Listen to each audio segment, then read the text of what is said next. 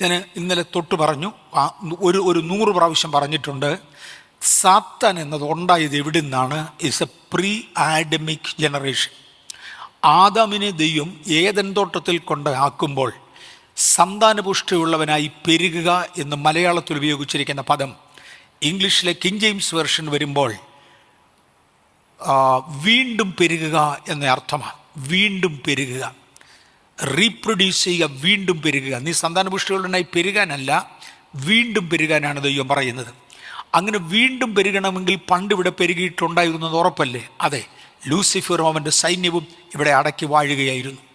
ആ ലൂസിഫറും സൈന്യവുമാണ് ഇന്ന് സാത്താൻ എന്ന പേരിൽ നമ്മൾ അറിയുന്ന, ഏലിയൻസ് എന്ന പേരിൽ ശാസ്ത്രലോകം വിളിക്കുന്ന വീണുപോയ ശക്തികൾ. അവരാണ് ദൈവജനത്തിന് വിരോധമായി നിൽക്കുന്നത്.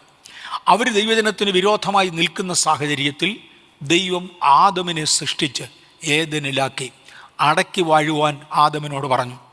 ഈ ചർച്ചിൽ 2-3 പ്രാവശ്യം എടുത്തു തൊട്ടിട്ടുള്ള, ഞാനല്ല ആദ്യം തൊട്ടത്, പാസ്റ്റർ ജേക്കബ് രാജനാണ് ആദ്യമേ പദം തൊടുന്നത്. സൂര്യനോട് പകൽ വാഴുവാനും ചന്ദ്രനോട് രാത്രി വാഴുവാനും ആവശ്യപ്പെട്ട ദൈവം ഈ 2 പുള്ളികൾ പിന്നെ നക്ഷത്രങ്ങൾ മൊത്തം വാഴുന്ന സാഹചര്യത്തിലാണ് ആദമിനോട് പറയുന്നത് അടക്കി വാഴാൻ. അങ്ങനെയാണ് ഒരുപാട് വാഴ്ചകൾ ഭൂമിയുടെ മേലുണ്ട്. ആര് വാഴുമെന്നത് യുദ്ധത്തിൽ അവർ തീരുമാനിക്കും. ഒരു വശത്ത് ദൈവത്തെ കൽപ്പനപ്രകാരം സൂര്യൻ ഭൂമിയുടെ മേൽ വാഴുന്നുണ്ട്, വേറൊരു ഭാഗത്ത് ചന്ദ്രൻ ഭൂമിയുടെ മേൽ വാഴുന്നുണ്ട്, ഇനി ഒരിടത്ത് നക്ഷത്രങ്ങൾ ഭൂമിയുടെ മേൽ വാഴുന്നുണ്ട്. ഉൽപ്പത്തി പുസ്തകം 1-ാം അധ്യായം മുതൽ 3-ാം അധ്യായം വരെ എടുത്താൽ ഇതിന് ശേഷമാണ് ദൈവം ആദമിനോടും ഹവ്വയോടും പറയുന്നത് നീ അടക്കി വാഴ്. സാക്ഷാൽ വാഴുന്നത് ആരായിരിക്കും? ഇവർ തമ്മിലൊരു മത്സരമുണ്ട്, ഇതിനകത്ത് ജയിക്കുന്നവനായിരിക്കും വാഴുന്നത്. ഈ ദേശത്തെ അടക്കി വാഴുന്ന അനേക ശക്തികളുടെ നടുവിലാണ് ദൈവം ബേഥേലിനെയും ഇതിനകത്തിരിക്കുന്ന ദൈവജനത്തെയും വിളിച്ചേച്ച് അടക്കി വാഴുക എന്നാവശ്യപ്പെട്ടത്. പ്ലെനീഷ് എന്ന പദമല്ല, റീപ്ലെനീഷ്, വീണ്ടും വർദ്ധിച്ചു വരിക. പണ്ടൊരിക്കൽ വാണവരെ മുഴുവനും ഞാൻ ഇവിടുന്ന് മാറ്റി, എന്നാൽ സൂര്യചന്ദ്രന്മാരെ ഇല്ലാതാക്കിയിട്ടില്ല. നിങ്ങൾ ഇവിടെ അടക്കി വാഴുക. ഇന്ന് പകൽ അടക്കി വാഴേണ്ടതിന് കർത്താവ് നമ്മളെയാക്കി. ഈ ദുഷ്ടശക്തികൾ ദൈവജനത്തിന് എതിരെ പ്രവർത്തിക്കുന്നവരാണ്. അവൻ്റെ പ്രധാന ലക്ഷണങ്ങൾ ഞാൻ ഇന്നലെ പറഞ്ഞു, ഒരു പ്രാവശ്യം കൂടെ ഇന്ന് തൊടും, ഇനി അങ്ങോട്ട് ആവർത്തിച്ചുകൊണ്ടിരിക്കും. ഒന്നാമത്തെ അവൻ്റെ ലക്ഷണം ദൈവത്തോടുള്ള മറുതലിപ്പ്. ആ മറുതലിപ്പ് നമ്മിലേക്ക് കൊണ്ടുവന്നാൽ നമ്മെയും പിശാചിൻ്റെ വകയായി എണ്ണും. രണ്ടാമത്തേത് എനിക്ക് വലിയവനാകണം എന്ന തോന്നല. ദൈവമാണോ വലിയവൻ, ഞാനാണോ വലിയവൻ? അത് ശിഷ്യന്മാരുടെ ഇടയിലേക്ക് കയറിയപ്പോൾ ആർ വലിയവൻ എന്ന ചോദ്യം യേശുവിൻ്റെ ശിഷ്യന്മാർ ചോദിച്ചു. 3, അതിരുവിട്ട ലൈംഗിക താല്പര്യം പൈശാചികമാണ്, പിശാചിൻ്റെ വകയാണ്.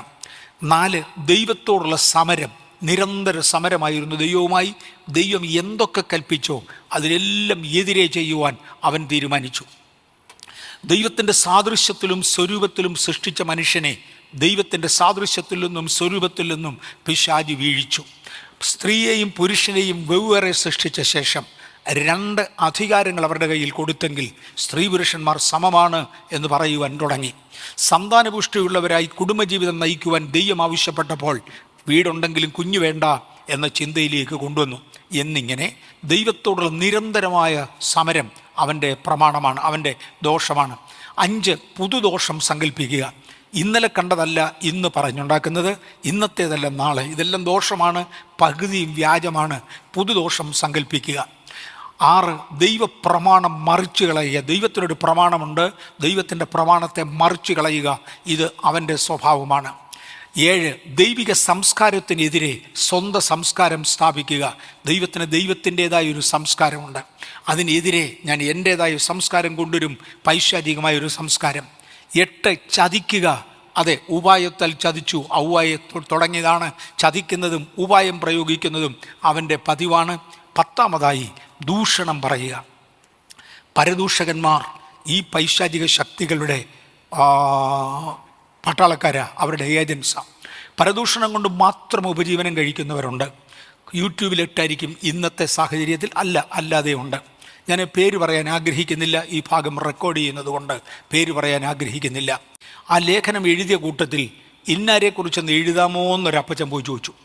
ഇന്നാരെ കൊണ്ട്, അയക്കൊരു ശത്രുവുണ്ട്, ഇന്നാരെ കൊണ്ടൊന്ന് എഴുതാമോ എന്ന് ചോദിച്ചു. അപ്പോൾ ഈ എഴുത്തുകാരൻ ഒരു നല്ല തുക ആവശ്യപ്പെട്ടു. ഇത്രയും തരാമെങ്കിൽ ഞാൻ എഴുതി പരസ്യപ്പെടുത്താം. അങ്ങനെ അപ്പോൾ എഴുത്തുകാരൻ എഴുതി.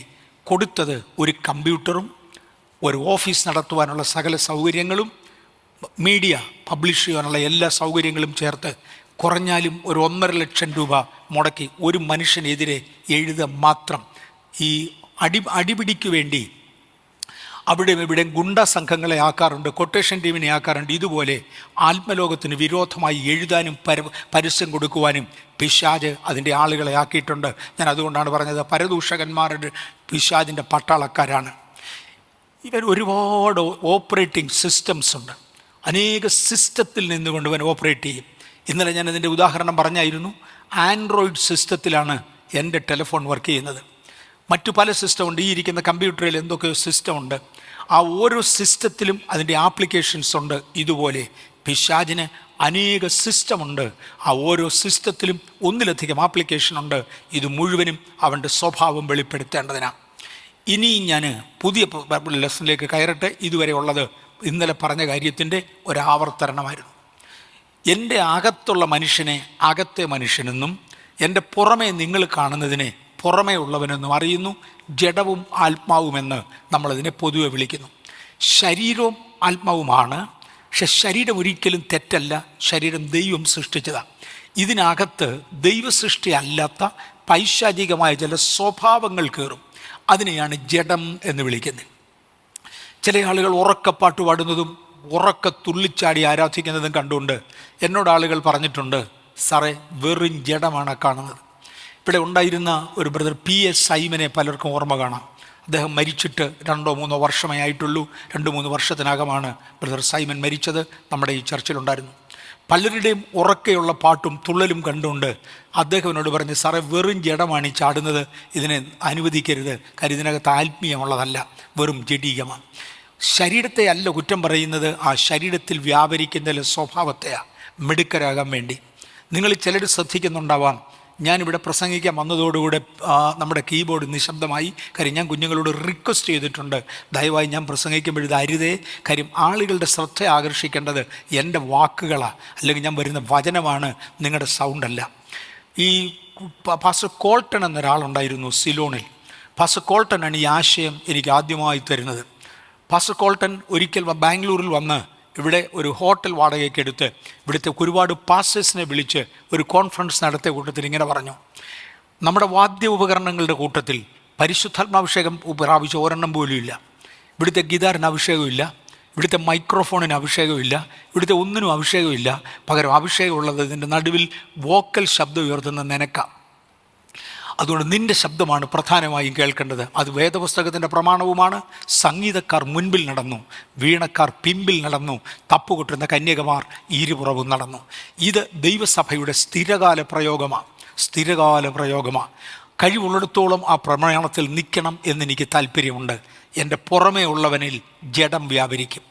അതുയരുന്നെങ്കിൽ പരിശുദ്ധാത്മാവ് താളടിയാകും, പരിശുദ്ധാത്മാവ് പ്രവർത്തിക്കാൻ വരത്തില്ല. എനിക്ക് മാർഗമേ ഉള്ളവനുമുണ്ട്, എനിക്ക് പുറമേ ഉള്ളവനുമുണ്ട്. അതിൻ്റെ വരവിനെക്കുറിച്ച് പണ്ട് പറഞ്ഞിട്ടുണ്ട്, ഇനി ആവർത്തിച്ചാൽ സമയം പോവും. ദൈവം ആദാമിൻ്റെ മൺശരീരം ഭൂമിയിൽ നിർമ്മിച്ചിട്ട ശേഷം, നിലത്തെ പൊടി കൊണ്ട് ആദാമിൻ്റെ മൺശരീരം ഉണ്ടാക്കിയിട്ട ശേഷം, സ്വർഗത്തിൽ സൃഷ്ടിച്ച ദൈവത്തിൻ്റെ ആത്മാവിനെ നിസ്വ കൊണ്ടുവന്ന് ആദാമിൻ്റെ മൂക്കിലേക്ക് ഊതുകയും അവൻ്റെ അകത്തേക്ക് ആത്മാവ് കയറി അകമേ ഉള്ളവൻ ആത്മീയനും പുറമേ ഉള്ളവൻ ജഡവുമായി അല്ലെ ശരീരവുമായി പുറത്തു വരികയും ചെയ്തു. 2 കൊരിന്ത്യർ 4-ാം അധ്യായത്തിൻ്റെ 16-ാമത്തെ വാക്യത്തിൽ പുറമേയുള്ള മനുഷ്യൻ ക്ഷയിച്ചു പോകുന്നു എങ്കിലും ഞങ്ങളുടെ ആകമേ ഉള്ളവൻ നാൾക്ക് നാൾ പുതുക്കം പ്രാപിക്കുന്നു. നമ്മുടെ ആകമേ ഉള്ളവനെ ഒന്ന് പുതുക്കിയെടുക്കാമെങ്കിൽ അദ്ദേഹത്തെ കൊണ്ട് മാത്രമേ പണി നടക്കത്തുള്ളൂ. എന്തെങ്കിലും ഒരു ആത്മിക ശുശ്രൂഷ നടക്കണമെങ്കിൽ അത് പുറമേ ഉള്ളവനെ കൊണ്ട് നടക്കത്തില്ല. ലോകത്തിൻ്റെ യുദ്ധം ചെയ്യുവാൻ ഇന്നലെ രാത്രി ദൈവം എന്നോട് ഇടപെട്ട ഒരു പോയിൻ്റാണ്. ഞാൻ രക്ഷിക്കപ്പെട്ട് സ്നാനപ്പെട്ട അന്ന് പരിശുദ്ധാത്മാവ് ഒരു പ്രവാചകനിലൂടെ എന്നോട് പറഞ്ഞതാ, കുഞ്ഞ് ലോകത്തിനു വേണ്ടി പട്ടാളക്കാരനാകും, കുഞ്ഞ് ദൈവത്തിനു വേണ്ടി പട്ടാളക്കാരനാകും. ദൈവത്തിനു വേണ്ടിയും ലോകത്തിനു വേണ്ടിയും ഒരുപോലെ യുദ്ധം ചെയ്യുന്ന ഒരു പട്ടാളക്കാരനായിരിക്കും നീ. 2, കുഞ്ഞിൻ്റെ ആയുസ്സിൽ ഒരു ഉണർവുണ്ടാകും. ആ ഉണർവിൽ കുഞ്ഞു ഭാഗവാക്കായിരിക്കും. പല പ്രാവശ്യമേ ദൂത് ആരംഭിച്ചു, കർത്താവേ എൻ്റെ പുറമേയുള്ള ശരീരം കൊണ്ട് ലോകത്തിനു വേണ്ടി പടപൊരുതുവാൻ കർത്താവ് കൃപ തന്നു. ഞാൻ യുദ്ധം ചെയ്തിട്ടുണ്ടെന്നല്ല പറഞ്ഞ്, തോക്കെടുത്ത് ആരെയെങ്കിലും വെടിവെച്ചിട്ടുണ്ടെന്നല്ല ഞാൻ പറഞ്ഞ്, പ്രാവിനെ വെടിവെച്ച് കാണും, ഉന്നം പഠിക്കാൻ വേണ്ടി വെടിവെച്ച് പഠിപ്പിച്ചിട്ടുണ്ട്, അത്രയുണ്ട്. അതർവൈസ് ഞാൻ ആരെയും വെടിവെക്കേണ്ട ഒരു ആവശ്യം കൃപയാൽ എൻ്റെ ജീവിതത്തിൽ ഉണ്ടായില്ല. പക്ഷേ ഞാൻ ലോകത്തിൻ്റെ പട്ടാളത്തിൽ ജോലി ചെയ്തതുകൊണ്ട്, ഇവിടെ പലരും ഉണ്ട്, ലോകത്തിൻ്റെ പട്ടാളത്തിൽ ജോലി ചെയ്തതുകൊണ്ട് പട്ടാളത്തിൻ്റെ ചില പ്രിൻസിപ്പിൾ നന്നായി അറിയാം, നന്നായി മനസ്സിലാക്കാൻ കഴിഞ്ഞു. ഞാൻ ഈ കഴിഞ്ഞ ഒരു പ്രാവശ്യം ഇവിടെ പറഞ്ഞത് ഒന്നുകൂടെ എടുത്തു പറയാൻ താല്പര്യപ്പെടുന്നു. ഒരിക്കൽ യുദ്ധ ഫീൽഡിനോട് അടുത്തൊരു സ്ഥലത്ത്, യുദ്ധത്തിൻ്റെ ഫീൽഡിൽ തന്നെ, അടുത്തല്ല യുദ്ധ ഫീൽഡിൽ തന്നെ ഒരു സ്ഥലത്ത് ഒരു ഡ്യൂട്ടി ചെയ്യാൻ എനിക്ക് കൃപ ചെയ്തു കഴിഞ്ഞ 71 യുദ്ധസമയത്ത്. ആ യുദ്ധസമയത്ത് എയർഫോഴ്സിൻ്റെ ടാർമക്ക് എന്ന് പറഞ്ഞാൽ പ്ലെയിൻ എല്ലാം കൊണ്ട് പാർക്ക് ചെയ്തിടുന്ന ആ വിശാലമായ സ്ഥലത്തെയാണ് ടാർമക്ക് എന്ന് വിളിക്കുന്നത്. ആ ടാർമക്കിനകത്ത് വെളുപ്പിന് 4 മണിയോടുകൂടെ ഏരിയയുടെ സീനിയർ കമാൻഡർ വന്നിരിക്കും. ഒരു ഫോൾഡബിൾ ചെയർ, വെറും സ്റ്റീൽ കൊണ്ടുണ്ടാക്കി മടക്കാവുന്ന ഒരു ചെയർ. അദ്ദേഹത്തിൻ്റെ റാങ്കിലൊക്കെ അദ്ദേഹത്തിൻ്റെ ഓഫീസ് കയറി കാണാനൊക്കത്തില്ല, അതുപോലെ ഫർണിഷ്ഡാണ്, അതുപോലെ ലക്ഷറിയസ് ആണ് അദ്ദേഹത്തിൻ്റെ ഓഫീസ്. പക്ഷേ ഈ ലക്ഷറി ഒന്നും ടാർമൊക്കെ കാണത്തില്ല. കാര്യം യുദ്ധം നടക്കുക, അന്നേരത്ത് ലക്ഷറി കാണിക്കുന്ന സ്ഥലമല്ല. ലക്ഷറി കളിച്ചാൽ യുദ്ധത്തിനകത്ത് തോറ്റു. ഒരു ഫോൾഡബിൾ ചെയർ കൊണ്ടുവന്ന് അദ്ദേഹം ഒരു സൈഡിലോട്ടിടും. അവിടെ തന്നെ ഒരു ഫോൾഡബിൾ ടേബിൾ, എല്ലാം സ്റ്റീൽ കൊണ്ടുള്ള മടക്കിക്കൊണ്ട് ഓടാവുന്നതാണ്, അങ്ങനത്തെ ഒരു ടേബിൾ കൊണ്ടിടും. ഇതിൽ സാർ ഇരിക്കും. അടുക്കൽ എന്നെപ്പോലെയുള്ള കുറേ പിള്ളേരെ ഇരുത്തും. ഞങ്ങളുടെയൊക്കെ കൈ കുറേ ഡോക്യുമെൻറ്റ്സ് ഉണ്ട്. സാറ് ചോദിക്കുന്ന ഡോക്യുമെൻറ്റ്സ് അന്നേരം എടുത്തു കൊടുക്കുക. ഡോക്യുമെൻ്റ് നമ്പർ 5, ഡോക്യുമെൻ്റ് 10 ഇങ്ങനെ പറയും. അന്നേരത്ത് അത് ആരുടെ കയ്യിലാണോ ഉടൻ എടുത്തു കൊടുക്കണം. ഇതാണ് ഒരു 10-20 പൈലറ്റ്സ്, എല്ലാം യുദ്ധത്തിൻ്റെ പൈലറ്റ്സാണ്. അവർ വന്ന് വട്ടത്തിലിരിക്കും. അങ്ങനെ ഇരിക്കുമ്പോൾ സാറിനൊരു ടെലിഫോൺ കോൾ വരും. സാർ ഒരു ഡോക്യുമെൻ്റ് നമ്പർ 10 തരാൻ പറയും. ഞങ്ങളുടെ കൂട്ടത്തിൽ ഒരാൾ ഈ 10ാമത്തെ ഡോക്യുമെൻ്റ് എടുത്ത് കയ്യിലോട്ട് കൊടുക്കും. അദ്ദേഹം ആ ഡോക്യുമെൻ്റ് പെട്ടെന്നൊന്ന് നോക്കും. ഈ ടെലിഫോൺ കോണിനെ ബേസ് ചെയ്തുകൊണ്ടാണ്. ആ ഡോക്യുമെൻ്റ് പെട്ടെന്ന് എടുത്ത് നോക്കി പറയും പൈലറ്റ് നമ്പർ 4 മുന്നോട്ട് വരാൻ പറയും. പൈലറ്റ് നമ്പർ 4 ഉടനെ വന്ന് സാറിനെ സല്യൂട്ട് ചെയ്തു. അദ്ദേഹത്തോട് പറയും, ഇന്ന സ്ഥലത്തൂടെ പാകിസ്ഥാൻ്റെ കുറേ സൈന്യം വരുന്നുണ്ട്, അത് അവിടെ പോകാനുള്ള വഴി അത് ഇത്ര ഡിഗ്രിയിലാണ് കിടക്കുന്നത്, എല്ലാം ഈ ഡോക്യുമെൻറ്റിനകത്തുണ്ട്, ഇന്നിടത്തുണ്ട്, ഇത്ര പട്ടാളക്കാർ അതുവഴി വരുന്നുവെന്നാണ് ഇൻ്റലിജൻസ് ഇൻഫർമേഷൻ. നീ പോയി അത്രയും പേരെ സ്ട്രാപ്പ് ചെയ്ത് വെച്ച് വരണം, അത്രയും പേരെ കൊന്നുവെച്ച് വരണം. നിനക്ക് ഇത്ര വെടിയുണ്ടകൾ ആവശ്യമുണ്ട്, ഇത്ര റോക്കറ്റ് ആവശ്യമുണ്ട്, അതെല്ലാം കൂടെ നമ്പർ 10 ഫ്ലൈറ്റിൽ ലോഡ് ചെയ്തിട്ടുണ്ട്, ആ ഫ്ലൈറ്റ് എടുത്തുകൊണ്ട് പോകുക. അയാളുടനെ ഒന്നുകൂടെ സല്യൂട്ട് ചെയ്തു. സാർ, അദ്ദേഹം പോയി. ഇന്ന് പകൽ ജോലി ഏൽപ്പിച്ചാൽ റിസൾട്ട് കൊടുക്കുമെന്നൊരു തീരുമാനമുള്ളവർക്കായി സ്തോത്രം. അത് ഒരു ഭാഗത്തൂടെ ഏൽപ്പിക്കാം. എൻ്റെ പുറമേ ഉള്ളവനെ കൊണ്ട് ഒന്നിനും കൊള്ളുകയില്ല, ഇവനെ ഉറങ്ങാനേ ഉള്ളതുള്ളൂ. ഇന്നലെ ഒരു കർത്താവിൻ്റെ എൻ്റെ അടുക്കൽ, ഞാൻ കളിയാക്കി പറയുകയല്ല, ഒരു കർത്താവിൻ്റെ എൻ്റെ അടുക്കൽ വന്ന് എൻ്റെ ഇത്രാമത്തെ ജന്മദിനം പ്രാർത്ഥിക്കണമെന്ന് പറഞ്ഞ് ഞാൻ അദ്ദേഹത്തിന് വേണ്ടി പ്രാർത്ഥിച്ച് ഞാൻ പറഞ്ഞു, എൻ്റെ ജന്മദിനം വരുമ്പോഴേ ഞാൻ എന്നോട് തന്നെ ഒരു ചോദ്യം ചോദിക്കാറുണ്ട്. എടാ വർഗീസേ, കഴിഞ്ഞ 1 കൊല്ലം കൊണ്ട് നീ 1 കരിയുടെ ചോറുണ്ടു,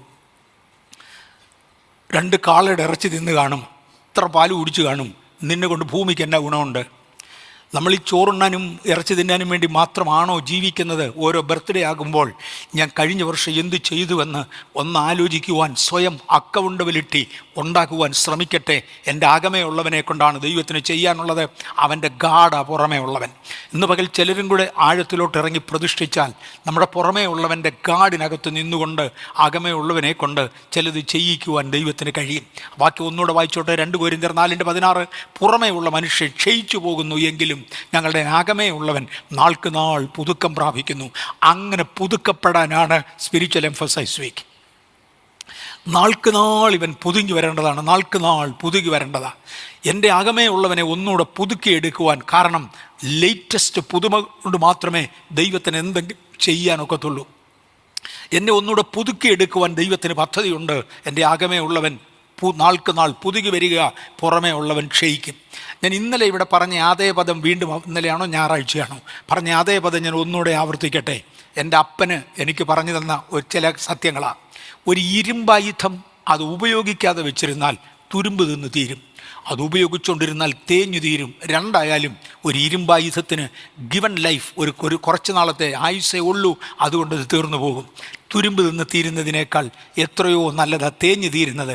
ഞാനും നിങ്ങളും തേഞ്ഞു തീരുവാൻ തൃക്കരങ്ങളിൽ ഏൽപ്പിക്കപ്പെടുമെങ്കിൽ ഓടി അധ്വാനിച്ച് എൻ്റെ അധ്വാന ഫലം കണ്ട് സന്തോഷിക്കാൻ കഴിയണം. ചുമ്മാതിരുന്ന് ഷുഗറായിപ്പോയി, എനിക്ക് ഷുഗർ ഇഷ്ടം പോലെ ഉണ്ട്, ഷുഗറായിപ്പോയി, കൊളസ്ട്രോൾ അടിച്ച് ചത്തു എന്ന് പറയാതെ ഞാൻ എൻ്റെ ലഭിച്ച ഒരായുസ് ഓടി എന്ന് ദൈവസന്നിധിയിൽ ഒന്ന് പറയുവാൻ നമ്മുടെ അകമേ ഉള്ളവൻ ഒന്ന് ബലപ്പെടട്ടെ, പുറമേ ഉള്ളവൻ ക്ഷയിച്ചു വരുമ്പോൾ. റോമാലേഖനം 7-ാം അധ്യായത്തിൻ്റെ 23-ാമത്തെ വാക്യത്തിൽ, വാക്യങ്ങൾ ജസ്റ്റ് കുറിച്ചെടുത്താൽ മാത്രം മതി, എടുക്കുന്നവരെ അല്ലാത്തവർ കേട്ടാൽ മാത്രം മതി.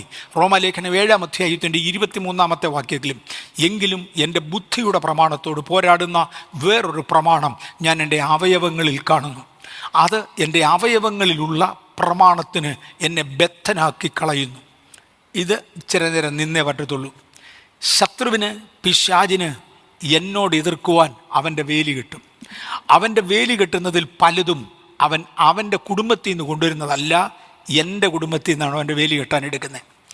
ചർച്ചിൻ്റെ ആരംഭകാലത്ത് 1984 സിസ്റ്റർ മേരി കോവൂർ നമ്മുടെ ചർച്ച് സന്ദർശിക്കുമ്പോൾ ആ ഒരു വർഷം ഞാനിവിടെ അധ്വാനിച്ചു. കുറച്ച് പേരൊക്കെ രക്ഷിക്കപ്പെട്ടു. സിസ്റ്റർ മേരി കോവൂർ വന്നേച്ച് പറഞ്ഞൊരു പദമായിരുന്നു, എണ്ണയില്ലാതെ, ചിമ്മിനിയില്ലാതെ, തിരിയില്ലാതെ, തീയില്ലാതെ കിടന്ന ഒരു വിളക്കിന് ഞാൻ എണ്ണ ഒഴിച്ചു, തിരിയിട്ടു, ചിമ്മിനി വെച്ചു, കത്തിച്ചു, പ്രകാശിക്കണം. അതേ സീരീസിൽ സിസ്റ്റർ കോവൂർ പറഞ്ഞ ഒന്നാണ്, സ്നാനത്തിന് അർഹതയുള്ളവരും രക്ഷിക്കപ്പെട്ടവരും ജീവിത വിശുദ്ധിയുള്ളവരും സ്നാനപ്പെടാൻ കൊള്ളാവുന്നവരുമായ ഒരു 21 പേരെ പിടിച്ച് പിശാച് സഭയ്ക്ക് ചുറ്റും വേലി കെട്ടിയിരിക്കുകയാണ്. 21 സ്നാനപ്പെടുകയില്ല. കാര്യം ഈ അകത്തുള്ള പത്തികളെ കൊണ്ടുവന്ന്, വേലിപ്പത്തി എന്ന് പറയുന്നത് മനസ്സിലാകും, വേലിപ്പത്തൽ കൊണ്ടുവന്ന് ഈ 21 കൊണ്ടാണ് സഭയ്ക്ക് ചുറ്റും വേലി കെട്ടിയിരിക്കുന്നത്. അടുത്ത് വരുന്നവൻ്റെ ദുർമാതൃക ഇതാ. ആ ദുർമാതൃക ഉണ്ടെങ്കിൽ, ഈ ദിവസങ്ങളിലും ദുർമാതൃകയുണ്ട്. ആത്മീയത്തിൻ്റെ അകത്തോട്ട് ഇറങ്ങുമ്പോൾ പല പിള്ളേർക്കും ഇഷ്ടപ്പെടാതെ വണ്ണം ഈ വേലി പൊളിക്കാതെ ആളുകൾ സ്നാനപ്പെടത്തില്ല. അന്നു മുതൽ പ്രസംഗിക്കുമ്പോൾ ഞാൻ കട്ടിയായിട്ട് പ്രസംഗിച്ചു തുടങ്ങി, സ്നാനപ്പെടാത്തവൻ ക്രിസ്ത്യാനിയല്ല, അവൻ യേശുവിൻ്റെ ദൈവത്വം അംഗീകരിക്കുന്നവനല്ല. കാര്യം യേശുവിൻ്റെ ദൈവത്വം അംഗീകരിക്കുന്നവൻ യേശുവിനെ അംഗീകരിക്കും. ഈ അടുത്ത ദിവസങ്ങളിൽ യൂട്യൂബിൽ 2-3 ലിങ്കുകൾ ആളുകൾ എനിക്ക് അയച്ചു. ഏതോ ഒരു സന്യാസി പറയുന്ന ഒരു പദമാണ്, ഈ ഭൂമിയിൽ ജീവിച്ചിട്ടുള്ള ഗുരുക്കന്മാരിൽ ഏറ്റവും ഉന്നതനായ ഗുരു യേശുവാണ്. ഞാൻ അവിടെ കൊണ്ട് നിർത്തി. അയാൾ യേശുവിനെ ഗുരുവായിട്ടാണ് കാണുന്നത്, ഞാൻ അതിനപ്പുറത്ത് കാണുന്നവനായതുകൊണ്ട് ബാക്കി കാണാൻ പോയാൽ എൻ്റെ സമയം കളയും, എനിക്ക് വേണ്ട. കാര്യം ഞാൻ യേശുവിനെ കാണുന്നത് ഗുരുവായിട്ടല്ല, ദൈവമായിട്ടാണ്. ആ ലെവലിലേക്ക് പോകുന്നവനില്ലെങ്കിൽ എൻ്റെ സമയം ഇതിന് കളയണം. രണ്ടാമതൊരു ലിങ്ക് ഉണ്ടായിരുന്നു, അതിനകത്ത് പൊതു സംസ്കാരത്തിൽ യേശു ഏറ്റവും ഉന്നതനായിരുന്നു. ഞാൻ യേശുവിനെ കാണുന്നത് ഒരു സംസ്കാര വീരനായിട്ടല്ല, പകരം ഞാൻ യേശുവിനെ കാണുന്നത് ദൈവപുത്രനായിട്ടാണ്. ഇവന് സംസ്കാര വീരൻ എന്നുള്ള ആശയം മാത്രമേ ഉള്ളെങ്കിൽ കേട്ടിട്ട് എനിക്കെന്നെ സാധിക്കാനാ, എനിക്കതിനകത്തൊന്നും ഒന്നും കിട്ടാനില്ല. ഈ ആശയം ഗ്രഹിക്കുന്നവർക്കായി സ്തോത്രം. എനിക്കെന്തെങ്കിലും കിട്ടാനുള്ളതിൻ്റെ പുറകെ ഞാൻ പോകത്തുള്ളൂ. ഇങ്ങനെ നമ്മുടെ അകത്തുനിന്ന് തന്നെ വേലിക്കെട്ടുണ്ടാക്കുവാൻ പിശാചിന് പലപ്പോഴും കഴിയും. ഈ 21 വിശ്വസിച്ചിട്ട് സ്നാനമേൽക്കാത്ത ഒരാൾ യേശുവിൻ്റെ വകയല്ലെന്നും അവൻ ദൈവരാജ്യത്തിന് അംശയാകയില്ലെന്നും കട്ടിയായി പ്രസംഗിച്ചതോടെ എനിക്കൊന്നൊരു 5-8 അങ്ങ് വിട്ടുപോയി. ബാക്കിയുള്ളവർ യേശുവിനോട് ചേരുവാൻ വെള്ളത്തിൽ സ്നാനമേറ്റു. അതിനെ തുടർന്ന് കൃപയാൽ കൃപയാൽ കൃപയാൽ കൃപയാൽ കൃപയാൽ 1 മാസം നിൽക്കാതെ സ്നാനം നടക്കുക. നമ്മുടെ അബദ്ധങ്ങൾ കണ്ടുപിടിക്കുവാൻ, അത് കറക്റ്റ് ചെയ്യപ്പെടുവാൻ നാം തയ്യാറായാൽ ദൈവത്തിന് നമ്മളെ ഉപയോഗിപ്പാനുണ്ട്. പിശാച് അവൻ്റെ വേലിക്കെട്ട് എന്നിലൂടെ ഉണ്ടാക്കി അവനെ പ്രൊട്ടക്റ്റ് ചെയ്യാനായിട്ട്, അല്ലെങ്കിൽ എനിക്ക് വരേണ്ട നന്മകൾ തടയുവാൻ, എൻ്റെ സൈഡിൽ നിന്ന് അവനെ ആരും ഉപദ്രവിക്കാതിരിക്കാൻ എൻ്റെ സൈഡിൽ തന്നെ വേലിക്കെട്ടുണ്ടാക്കുക. എൻ്റെ കുടുംബത്തിനകത്ത് ഞാൻ നേരെയാകാത്തിടത്തോളം കാലം വേറൊരാളിനോട് നേരെയാകാൻ പറയാൻ ഒക്കത്തില്ല. എൻ്റെ കുടുംബത്തിൻ്റെ വട്ടത്തിൽ ഒരു വേലിക്കെട്ടുണ്ടാക്കി എൻ്റെ ആയുധങ്ങളെ ഞാൻ തന്നെ തടയാനാണ് പിശാച് ആഗ്രഹിക്കുന്നത്. എന്നിൽ നിന്ന് അതുണ്ടാകണം. ഇങ്ങനെ പൗലോസ് പറഞ്ഞു, ഈ ശത്രു വേലി കെട്ടുമ്പോൾ എൻ്റെ ബുദ്ധിയുടെ പ്രമാണത്തോട് പോരാടുന്ന വേറൊരു പ്രമാണം ഞാൻ എൻ്റെ അവയവങ്ങളിൽ കാണുന്നു. ഇന്നലെ ഞാൻ പറഞ്ഞായിരുന്നു, വി ആർ ബീൻ എൻസ്ലേവ്ഡ്. നമ്മെ പിശാച് അടിമകളാക്കി. അതിൻ്റെ ഒന്നാമത്തെ തെളിവ് ഞാൻ പറഞ്ഞു, ഇച്ഛിക്കുന്ന നന്മയല്ല. ബൈബിളിൽ നിന്ന് പറഞ്ഞത് ഇച്ഛിക്കുന്ന നന്മയല്ല, ഇച്ഛിക്കാത്ത തിന്മ ചെയ്യുന്ന ദുഷ്ടശരീരത്തിൽ എന്നെ കൊണ്ട് പാകി വെച്ചു. അപ്പം ഞാൻ നന്മയാണ് ആഗ്രഹിക്കുന്നതെങ്കിലും ചെയ്യുന്നത് തിന്മയാണ്. കാരണം ഞാൻ പിശാചിൻ്റെ അടിമയായിപ്പോയി. എനിക്ക് നല്ലത് ചെയ്യണമെന്നുണ്ട്, പക്ഷെ ചെയ്യാൻ ഒക്കുന്നില്ല. കാര്യം പിശാചെന്നെ അടിമയാക്കി, ഞാൻ അടിമയായിപ്പോയി. വേറൊരു പ്രമാണം ഞാൻ എൻ്റെ അവയവങ്ങളിൽ കാണുന്നു. അതെൻ്റെ അവയവങ്ങളിലുള്ള പാപപ്രമാണത്തിന് എന്നെ ബദ്ധനാക്കി കളയുന്നു. ഞാൻ ഈ അവയവങ്ങളെക്കുറിച്ചൊക്കെ ഇച്ചിരി കൂടുതൽ ചിന്തിക്കും. എൻ്റെ അവയവങ്ങളിൽ പോരാടുന്ന വേറൊരു ശക്തി ഞാൻ കാണുന്നു. അത് എന്നിൽ വ്യാപരിക്കുന്ന വേറൊരു ശക്തിയാണ്. ഈ അവയവങ്ങൾ എന്നെ ബദ്ധനാക്കുന്നു, ബന്ധിക്കുന്നു, എന്നെ അടിമയാക്കി കളയുന്നു. ഗലാത്യലേഖനം 5-ാം അധ്യായത്തിൻ്റെ 16, ഇതെല്ലാം കൂടെ വീണ്ടും ചേർക്കും. ഗലാത്യലേഖനം 5-ാം അധ്യായത്തിൻ്റെ 16 മുതൽ 18 വരെയുള്ള വാക്യങ്ങളിൽ ആത്മാവിനെ അനുസരിച്ച് നടപ്പീൻ, എന്നാൽ നിങ്ങൾ ജഡത്തിൻ്റെ മോഹം നിർവഹിക്കയില്ല എന്ന് ഞാൻ പറയുന്നു. 17-ാം വാക്യം ഭയങ്കര പ്രാധാന്യമാണ്. ജഡാഭിലാഷം ആത്മാവിനും ആത്മാഭിലാഷം ജഡത്തിനും വിരോധമായിരിക്കുന്നു. നിങ്ങൾ ഇച്ഛിക്കുന്നത് ചെയ്യാതെ വണ്ണം ഇവ തമ്മിൽ പ്രതികൂലമല്ലോ. പിശാച് എന്നിൽ നിന്ന് എടുക്കുന്നത് എൻ്റെ അകമേയുള്ളവനെ അല്ല, അകമേയുള്ളവനെ സ്വാധീനിക്കേണ്ടതിന് ആദ്യമേ എൻ്റെ പുറമേ ഉള്ളവനെ എടുക്കും. എനിക്ക് വിൽ പവർ എന്ന് പറയുന്ന ഒന്ന് ദൈവം തന്നിട്ടുണ്ട്. നമുക്കെല്ലാം ഉണ്ട്. വിൽ പവർ ഇല്ലാത്തവൻ അവനെ എങ്ങനെ വിളിക്കുന്നത്? മെൻ്റലി റിട്ടയർഡ് എന്ന് വിളിച്ചാൽ ശരിയാകില്ല, അതിനേക്കാളും താഴെയാണ്. വിൽ പവർ ഇല്ലാത്തവൻ, മാനസികമായി ഒന്നിനും കൊള്ളുകയില്ലാത്തവരുണ്ട്, വെറും വെജിറ്റേറിയൻ, അതിൽ കവിഞ്ഞൊന്നുമില്ല. അങ്ങനെ ഒരാളിനെക്കുറിച്ചല്ല ഞാൻ പറയുന്നത്, എന്നെപ്പോലെ ഒരാളിനെ. ഞാനൊരു കൊച്ചു ഉദാഹരണം പറയാം. ഇതിനു മുമ്പ് ഇവിടെ പറഞ്ഞിട്ടുണ്ട്, ആരംഭകാലങ്ങളിൽ പറഞ്ഞിട്ടുള്ളൊരു ഉദാഹരണമാണ്. എം.എ. വർഗീസ് എന്ന് പറയുന്ന ഞാൻ ഇവിടെ നിൽക്കുന്നു. ഞാൻ അർത്ഥമാക്കുന്നത് എൻ്റെ ബുദ്ധി, എൻ്റെ വിൽ പവറാണ്. എൻ്റെ വിൽ പവർ ഇങ്ങനെ സെൻറ്ററിൽ നിൽക്കുക. എൻ്റെ ലെഫ്റ്റ് സൈഡിലായിട്ട് എൻ്റെ ജഡമനുഷ്യൻ നിൽക്കുന്നു എന്നിരിക്കട്ടെ. എന്നെ 3 തരമായിട്ട് ഞാൻ തിരിക്കാൻ പോവാണ്. ഒരു മനുഷ്യൻ, ദേഹം, ദേഹി, ആത്മാവ്, ഇത് 3ഉം കൂടെ ഒരുമിച്ച് ചേർത്തതാണ്. ഇതിലെ ദേഹിയാണ് എൻ്റെ വിൽ പവർ, അതിൽ നടുക്ക് നിൽക്കുക. ദേഹം ഇടത്തുവശത്ത് നിൽക്കുക, ആത്മാവ് വലത്തുവശത്ത് നിൽക്കുക. എൻ്റെ ദേഹി അല്ലെങ്കിൽ എൻ്റെ ദേഹി, ഈ നടുവിൽ നിൽക്കുന്ന ഞാൻ, ഒരു തീരുമാനമെടുത്താൽ ആ തീരുമാനമേ നടക്കത്തുള്ളൂ. ദൈവമായി എനിക്ക് വേണ്ടി ഒരു തീരുമാനം എടുക്കത്തില്ല. ദൈവം എടുക്കുന്ന തീരുമാനങ്ങളുണ്ട്, ഞാൻ ഈ പറയാൻ പോകുന്ന വിഷയങ്ങൾ എടുക്കത്തില്ല. ജഡമായി ഒരു തീരുമാനമെടുത്താൽ നടക്കത്തില്ല. എൻ്റെ ബുദ്ധി സമ്മതിച്ചെങ്കിൽ മാത്രമേ, എൻ്റെ വിൽ പവർ സമ്മതിച്ചെങ്കിൽ മാത്രമേ ഒക്കത്തുള്ളൂ. എൻ്റെ ഇടത്തുവശത്ത് നിൽക്കുന്ന എന്നിലെ ജഡം എന്നോട് പറഞ്ഞു, വലിക്കടാ സിഗരറ്റ്.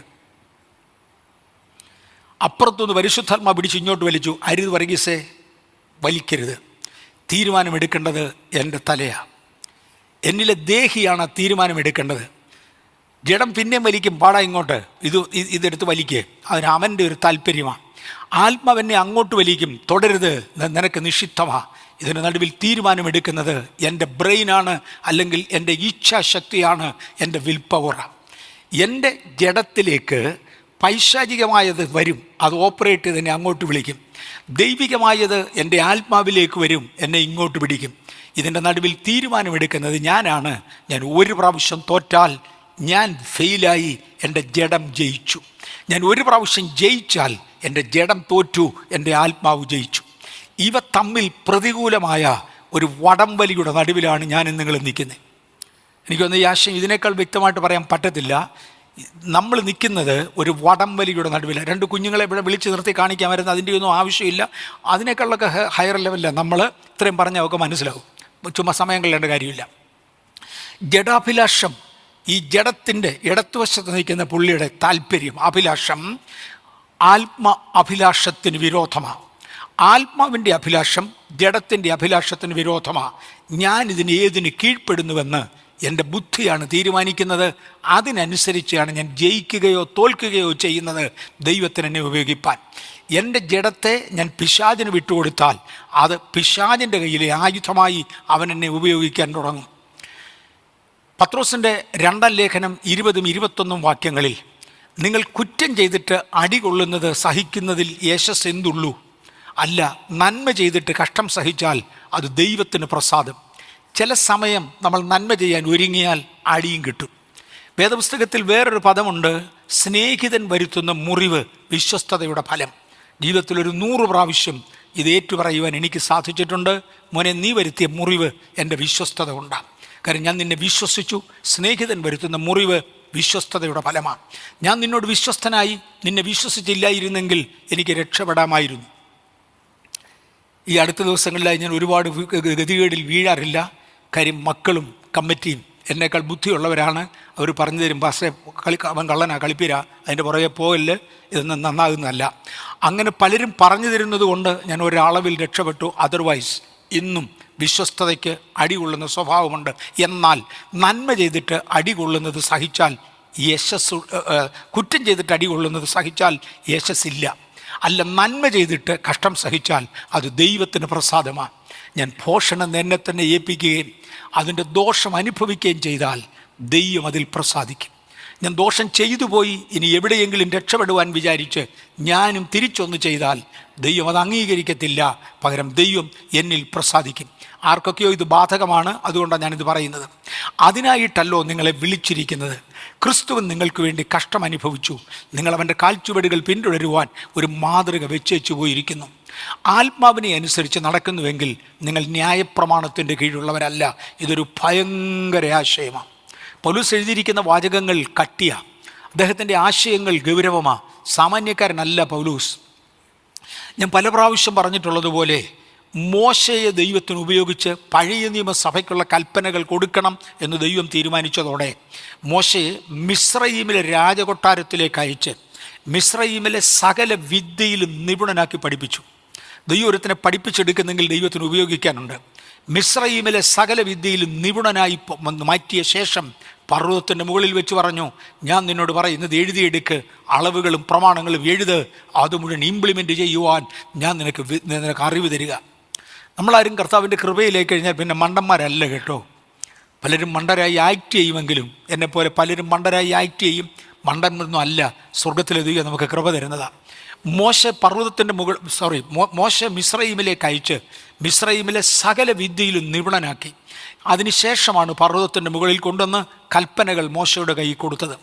പുതിയ നിയമത്തിൻ്റെ പ്രധാന ലേഖനങ്ങൾ എഴുതുവാൻ ദൈവം പൗലോസിനെ ഉപയോഗിച്ചത്. വിദ്യാബാഹുല്യത്താൽ നിനക്ക് ഭ്രാന്തായിരിക്കുന്നുവെന്ന് സാമ്രാജ്യത്തിൻ്റെ ചക്രവർത്തി കമൻ്റ് ചെയ്യത്തക്കവണ്ണം ഉന്നത വിദ്യാഭ്യാസം കൊടുത്തു. ദൈവത്തിനൊരു ഉദ്ദേശമുണ്ട്. വചനം കറക്റ്റായിട്ട് എഴുതി വെക്കാനാ. മോനെ, സാമാന്യ നോളജിൽ എഴുതിയാൽ ഒക്കുന്നതല്ല ഈ വചനം. അതിന് ദൈവദത്തമായ ഒരു പരിജ്ഞാനം വേണം. വിദ്യാബാഹുല്യത്താൽ നീ ഭ്രാന്തനായിരിക്കുന്നുവെന്ന് ചക്രവർത്തി തിരുമേനിസ് കൊണ്ട് തന്നെ കമൻ്റ് ചെയ്യത്തക്കവണ്ണം ഒരു വിദ്യാഭ്യാസ യോഗ്യത ദൈവം ആദ്യമായി പൗലോസിന് കൊടുത്തു. എന്നിട്ട് പറഞ്ഞു, പൗലോസേ, അത് ലോകപ്രകാരം ലഭിക്കുന്നതാണ്. ഇനി എന്നിൽ നിന്ന് നിനക്ക് ചിലത് വേണം. സകല പ്രപഞ്ചത്തെയും വാക്കുകൊണ്ട് നിർമ്മിച്ച എന്നെ നീ ഒന്ന് അടുത്തറിയേണ്ടതിന് ഇങ്ങോട്ട് വാ, മേളിലോട്ട് കയറ്. മൂന്നാം സ്വർഗത്തിലേക്ക് കൊണ്ടുപോയി. രണ്ടാം സ്വർഗത്തിൽ വ്യാപരിക്കുന്ന, ഇന്നലെ ഞാൻ രണ്ടാം സ്വർഗം തൊട്ടു, രണ്ടാം സ്വർഗത്തിൽ വ്യാപരിക്കുന്ന പൈശാചിക ശക്തികളുടെ നടുവിലൂടെ സ്ക്രീൻ ചെയ്ത് ഇറങ്ങുന്ന ദൈവശക്തി അല്ല, അതിൻ്റെ മുകളിലേക്ക് നിന്നെ കയറ്റിയിട്ട് തികഞ്ഞ ദൈവ സാന്നിധ്യത്തിൻ്റെ മറവിൽ ഇരുന്ന് എന്നിൽ നിന്ന് പഠിക്ക്. എന്നിട്ട് വേണം എൻ്റെ സഭയ്ക്ക് തരുവാൻ ഞാൻ ലേഖനങ്ങൾ എഴുതിക്കുവാൻ. ആത്മാവിനെ അനുസരിച്ച് നടക്കുന്നുവെങ്കിൽ നിങ്ങൾ ന്യായപ്രമാണത്തിന് കീഴിലുള്ളവരല്ല എന്ന പൗലോസാണ് പറഞ്ഞത്. ഇതിൻ്റെ അർത്ഥം എന്നാ? ഒരു പുതിയ നിയമ ക്രിസ്ത്യാനിക്ക് ന്യായപ്രമാണം ബാധകമല്ല. ഞാൻ ഇങ്ങനെ പറയാം. ഒരു നേഴ്സുമാർ പലരുണ്ട്. നിങ്ങളിൽ ആരെയും വട്ടികൾ തരം താഴ്ത്തുകയോ കിളത്തുകയോ ഒന്നുമല്ല. ഒരു നേഴ്സ് ഒരു ഹോസ്പിറ്റലിൽ ജോലി ചെയ്യുന്നെങ്കിൽ അത് ആ മാസത്തെ ശമ്പളത്തിന് വേണ്ടിയാണ്.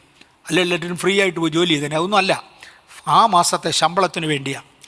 ആളിൻ്റെ സ്പെഷ്യൽ കഴിവ് കൊണ്ട് രോഗിയെ നന്നായി ചികിത്സിച്ചു എന്ന് വരാം. പക്ഷേ ഇന്നത് ചെയ്യണം എന്നൊരു പ്രമാണം കിടക്കുന്നത് കൊണ്ടാണ് ശമ്പളത്തിന് വേണ്ടി ആ ജോലി ചെയ്യുന്നത്. പക്ഷെ അതേ നേഴ്സിന് ഒരു കുഞ്ഞുണ്ടെങ്കിൽ ആ കുഞ്ഞിനെ ഓമനിക്കുന്നത് പ്രമാണത്തിലല്ല, കാര്യം അകത്തു എന്നുള്ള ഡിസയറില്ല. വ്യഭിചാരം ചെയ്യരുത് എന്നൊരു കൽപ്പന ഉള്ളത് കൊണ്ട് വ്യഭിചാരം ചെയ്യാത്തവരുണ്ട്.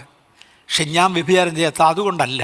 വ്യഭിചാരം ചെയ്യരുത്, എൻ്റെ അന്തരംഗം എന്നോട് പറയുക, പരിശുദ്ധാത്മാവൻ്റെ അകത്തിരിക്കുക. മോനെ, ഇത് വെളിയിൽ നിന്ന് വന്നൊരു കൽപ്പനയല്ല, ന്യായപ്രമാണമല്ല, എൻ്റെ അകത്തെ പ്രമാണമാണ്. ഇന്ന കാര്യം തെറ്റാണ്, ചെയ്യരുത്, ഇതെൻ്റെ അകത്തുനിന്ന് വരുന്ന പ്രമാണമാണ്. ന്യായപ്രമാണമെന്നത് വെളിയിൽ എഴുതപ്പെട്ട പ്രമാണവും ദൈവവേദിൽ വ്യാപരിക്കുന്നത് അകമേയുള്ള പ്രമാണവുമാണ്. എൻ്റെ ദൈവം ഇത് പറഞ്ഞതുകൊണ്ട് ഞാനിത് പാലിച്ചേ തീരൂ. എൻ്റെ ദൈവം ഇത് ചെയ്തതുകൊണ്ട് ഞാനിത് ചെയ്തേ തീരൂ. ഞാനും ചിന്നമ്മയും കൂടെ സംസാരിക്കുന്ന കൂട്ടത്തിൽ, എൻ്റെ ഭാര്യയും കൂടെ സംസാരിക്കുന്ന കൂട്ടത്തിൽ പലപ്പോഴും പറഞ്ഞിട്ടുണ്ട്, നമ്മൾ എന്തെങ്കിലും കാണിച്ചാൽ നമ്മുടെ കുഞ്ഞുങ്ങൾക്ക് അപമാനം വരരുത്, അതിന് ഓർത്ത് വേണം ജീവിക്കാൻ. കുറച്ച് കഴിഞ്ഞപ്പോൾ ഞങ്ങൾ പറഞ്ഞു തുടങ്ങി, നമ്മൾ എന്തെങ്കിലും ചെയ്താൽ നമ്മുടെ സഭയ്ക്ക് അപമാനം വരരുത്, അത് ഓർത്ത് വേണം ചെയ്യാൻ. എന്നേക്കാൾ വലുതായി കുഞ്ഞുങ്ങളെയും അതിനേക്കാൾ വലുതായി സഭയെയും കാണുവാൻ എഴുതപ്പെട്ട ഒരു പ്രമാണവുമല്ല.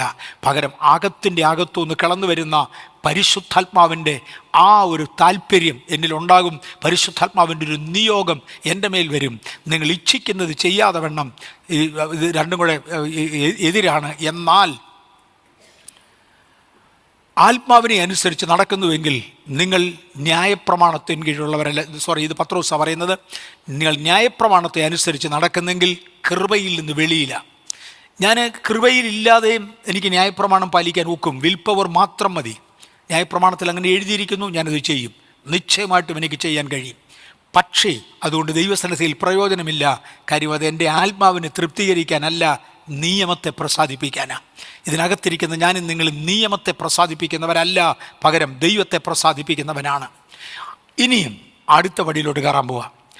അകമേ ഉള്ള മനുഷ്യന് രണ്ട് മനുഷ്യരുണ്ട്. ഒന്ന് അകമേ ഉള്ളവനും വേറൊന്ന് പുറമേ ഉള്ളവനും. പുറമേ ഉള്ളവനെയും അകമേ ഉള്ളവനെയും ദൈവത്തിൻ്റെ സാദൃശ്യത്തിലും ദൈവത്തിൻ്റെ സ്വരൂപത്തിലുമാണ് ദൈവം സൃഷ്ടിച്ചിരിക്കുന്നത്. രണ്ടും ഒരേ ഐറ്റത്തിൻ്റെ മോഡലായതുകൊണ്ട്, ഒരേ വസ്തുവിൻ്റെ പകർപ്പായതുകൊണ്ട് രണ്ടിനും ഏറെക്കുറെ തുല്യമായ അവയവങ്ങളുണ്ടായിരിക്കും. അവയവങ്ങൾ. എനിക്ക് പ്രവർത്തിക്കാനൊരു കൈയുണ്ടെങ്കിൽ ആത്മാവിനും പ്രവർത്തിക്കാനൊരു കൈയുണ്ട്. എൻ്റെ അകമയുള്ളവനൊരു കൈയുണ്ട്. എൻ്റെ കൈയും ആത്മാവിൻ്റെ കൈയും കൂടെ ഒരുമിച്ച് കോർഡിനേറ്റ് ചെയ്തില്ലെങ്കിൽ ഞാൻ പാപിയായി മാറും. മോഷ്ടിക്കാൻ കൈ നീട്ടുമ്പോൾ അകത്തെ ആത്മാവ് പറയും, നീ എന്നെക്കൊണ്ടാണ് മോഷ്ടിക്കുന്നത്, എന്നോട് നീ കോർഡിനേറ്റ് ചെയ്തേ പറ്റൂ, ഇനി മാറും. ആത്മാവിനൊരു നാക്കുണ്ട്, എൻ്റെ ജഡത്തിനുമൊരു നാക്കുണ്ട്. അനാവശ്യം പറയാൻ ഒരുങ്ങുമ്പോൾ ആത്മാവ് പറയും, നീ എന്നെക്കൊണ്ടാണ് അനാവശ്യം പറയിപ്പിക്കുന്നത്, ഇനി വിഡ്രോ ചെയ്തേക്ക്. എൻ്റെ ആകമേ ഉള്ള മനുഷ്യന് പുറമേ ഉള്ള മനുഷ്യന് ഉള്ളതുപോലെ എല്ലാ സ്വഭാവങ്ങളുമുണ്ട്, എല്ലാ അവയവങ്ങളുമുണ്ട്, സകലതുമുണ്ട്. ഞാൻ ആദ്യമേ എടുത്തു പഠിപ്പിച്ച കൂട്ടത്തിൽ ഇവിടെ പറയാതിരുന്ന ഒന്ന് ഇന്ന് പറയാൻ തോന്നി. ഞാൻ പറഞ്ഞായിരുന്നു, ഞാൻ ഇവിടെ പണ്ട് കാലത്ത് എടുത്തു പഠിപ്പിച്ചുകൊണ്ടിരുന്ന അതേ ആശയങ്ങൾ കഴിഞ്ഞ ദിവസം ആരോ ഒരു ദൈവദാസൻ, ഞാൻ പിന്നെ അദ്ദേഹത്തെ കണ്ടുമില്ല, നേരിട്ട് കണ്ടിട്ടുമില്ല, യൂട്യൂബിലൂടെ മാത്രം ആരോ ലിങ്ക് അയച്ചു തന്നുകൊണ്ട് കിട്ടിയതാണ്. വോൾഡിൻ എന്ന് പറയുന്ന ഒരു ദൈവദാസനുണ്ട്. അദ്ദേഹം ചരിത്രം സൃഷ്ടിച്ചുകൊണ്ടിരിക്കുക. ഒരു റഷ്യക്കാരനാണ്. ഞാൻ ഈ കഴിഞ്ഞ പ്രാവശ്യം UK ചെല്ലുമ്പോൾ ഒരു സഹോദരി എന്നോട് പറഞ്ഞു, എം എ വർഗീസ് കേഴ്സ് ബ്രേക്കിങ്ങിൽ ഉപയോഗിക്കുന്ന അതേ പദങ്ങൾ ഉപയോഗിക്കുന്ന ഒരു വോൾഡിൻ എന്ന് പറയുന്ന ഒരു ദൈവദാസനുണ്ട്. റഷ്യക്കാരനാണ്. അദ്ദേഹത്തിൻ്റെ ഒരു ലിങ്ക് ഞാൻ ഇട്ട് തരാം, ഒന്ന് കേട്ടോളാൻ പറഞ്ഞു. പാരമ്പര്യ ശാപങ്ങളെക്കുറിച്ചാണ് അദ്ദേഹം പറയുന്നത്. ഞാൻ എടുക്കുന്ന അതേ ബൈബിൾ ക്ലാസ് അതുപോലെ. അദ്ദേഹം എന്നെക്കാൾ ഒത്തിരി ഇളയതാണ്, ചെറുപ്പക്കാരനാണ്. അല്ലെങ്കിൽ എല്ലാവരും പറഞ്ഞതിന് അയാൾ പറയുന്നത് കേട്ട് ഞാൻ പറയുകയാണ്. ഇത് തിരിച്ചേ പറയത്തുള്ളൂ. കാര്യം ഞാൻ പറഞ്ഞ് വർഷങ്ങൾ കഴിഞ്ഞാണ് അയാൾ പറഞ്ഞു തുടങ്ങിയത്. രണ്ടായാലും ഞങ്ങൾ രണ്ടുപേരും പറഞ്ഞതല്ല, ദൈവമായിട്ട് ഏൽപ്പിച്ചതാണ്. എന്നെയും ദൈവം ഏൽപ്പിച്ചു, അദ്ദേഹത്തെയും ദൈവം ഏൽപ്പിച്ചു. അതുപോലെ സംസാരിക്കുന്ന ഒരാളാണ്. അദ്ദേഹത്തിൽ നിന്ന് പല പുതിയ കാര്യങ്ങളും ഞാൻ കേൾക്കാനിടയായി. അങ്ങും ഇഞ്ഞും ചില പുതിയ കാര്യങ്ങൾ കേൾക്കാനിടയായി. ഞാൻ ഈ ദൈവം ഏൽപ്പിക്കുന്ന ഒരു ആലോചനയെക്കുറിച്ചൊന്ന് പറഞ്ഞോട്ടെ. വെളിപ്പാട് പുസ്തകത്തിലെ 7 ലേഖനങ്ങൾ എൻ്റേതായ തനിമയിൽ ഞാനതിനെ വ്യാഖ്യാനിക്കാറുണ്ട്. പാസ്റ്റർ KY ഗീവർഗീസ് അതേ ആശയത്തിൽ ഈ വെളിപ്പാട് പുസ്തകത്തെ വ്യാഖ്യാനിക്കുന്നത് കേട്ടു. ഞാൻ അദ്ദേഹത്തോട്, പാസ്റ്റർക്ക് എവിടെ നിന്നാണ് ഇത് കിട്ടിയത്? പുള്ളിയോട് പറഞ്ഞ്, ഞാൻ ദിവസങ്ങൾ ഉപവസിച്ച് ദൈവസ്ഥാനത്തിൽ ഇരിക്കുമ്പോൾ പരിശുദ്ധാത്മാവിനെ ഏൽപ്പിച്ചതാണ്. ഞാൻ പറഞ്ഞു, പാസ്റ്ററെ, അങ്ങയെപ്പോലെ വേദപരിജ്ഞാനമുള്ള ഒരാൾ ഇതേ ആശയത്തിൽ പറയുമ്പോൾ എന്നെ ഏൽപ്പിച്ച ദൈവകൃപയ്ക്കായി സ്തോത്രം, ഞാനും ഇത് തന്നെയാണ് പറയുന്നത്. അദ്ദേഹം പറഞ്ഞൊരു പദമുണ്ട്, ദൈവത്തിങ്കിൽ നിന്ന് പ്രാപിച്ചവർ ഒന്നേ പ്രാപിക്കത്തുള്ളൂ. അവർക്ക് തമ്മിൽ വ്യത്യാസം കാണത്തില്ല. കാര്യം ഒരേ ആത്മാവാണ്. കാലത്തിൻ്റെ പോക്കിലൊരിക്കൽ കാനമച്ചൻ ആ ശക്തമായ ദൈവകൃപയെ നിൽക്കുന്ന സമയം അച്ഛനും ഇതേ രീതിയിൽ ഒരു ലേഖനം വ്യാഖ്യാനിക്കുന്നത് കേട്ട്. ഞാൻ പറയുന്നത് അതേ പദങ്ങളിൽ. അച്ഛനോട് ഞാൻ എടുത്തു വെച്ചു, അച്ഛൻ ഇത് എവിടെ നിന്ന് കിട്ടിയ വ്യാഖ്യാനമാണ്? അത് കുഞ്ഞെ ഞാൻ ഇരുന്ന് പഠിച്ച കൂട്ടത്തിൽ, ദൈവവചനം പഠിച്ച കൂട്ടത്തിൽ പരിശുദ്ധാത്മാവ് തന്നതാണ്. ദൈവാത്മാവ് തന്ന വെളിപ്പാടുകൾ എടുത്തു പറയുന്നവരുണ്ട്, അവർക്കായി സ്തോത്രം. അന്ന് ദൈവം ഒരിക്കൽ എന്നെ ഏൽപ്പിച്ച ഒരു കാര്യം. എന്നാൽ ഒരു പദം ഞാൻ ഈ യൂട്യൂബിൽ കണ്ട ലിങ്കിൽ നിന്ന് എടുക്കാൻ ആഗ്രഹിക്കുന്നു. മനുഷ്യനൊരു നെറ്റിയുണ്ട്, എൻ്റെ പുറമേ ഉള്ളവരൊരു നെറ്റിയുണ്ട്. ആ നെറ്റിയെ പലരും പൊട്ടുതൊട്ടും വരച്ചും വൃത്തികേടാക്കും. പക്ഷേ അത് വേറെ ചിലത് എഴുതാൻ വേണ്ടി വെച്ചിരിക്കുന്നതാണ്. ആത്മാവിനും ഉണ്ടത്. വെളിപ്പാട് പുസ്തകത്തിലേക്ക് വരുമ്പോൾ, വെളിപ്പാട് പുസ്തകം 1-ാം അധ്യായത്തിൻ്റെ 6-ാമത്തെ വാക്യത്തിൽ വരുമ്പോൾ ചിലരുടെ നെറ്റിക്ക് സ്വർഗത്തിലെ ദൈവം എഴുതിയിട്ടുണ്ട്, രാജകീയ പുരോഹിതൻ. നമുക്ക് വായിക്കത്തില്ല, അത് നെറ്റിക്ക് എഴുതി വെച്ചിട്ടുണ്ട്, രാജകീയ പുരോഹിതൻ. വെളിപ്പാട് പുസ്തകം 1-ന്റെ 6 രാജാക്കന്മാരും പുരോഹിതന്മാരും രാജ്ഞികളും പുരോഹിതന്മാരും. എൻ്റെ നെറ്റിയിൽ ഒരു എഴുത്തുണ്ട്, എനിക്കൊരു നെറ്റിയുണ്ട്, നെറ്റിക്കൊരു എഴുത്തുണ്ട്. ആത്മമനുഷ്യന് ഒരു 144,000 പേര് കയ്യിൽ കുരുത്തോടകളുമായി ദൈവസന്നിധാനത്തിൽ നിന്ന് ആരാധിക്കുമ്പോൾ ഈ 144,000 പേർക്കുമുണ്ട് ഒരൊറ്റ പേരെഴുതിയിരിക്കുന്നത്.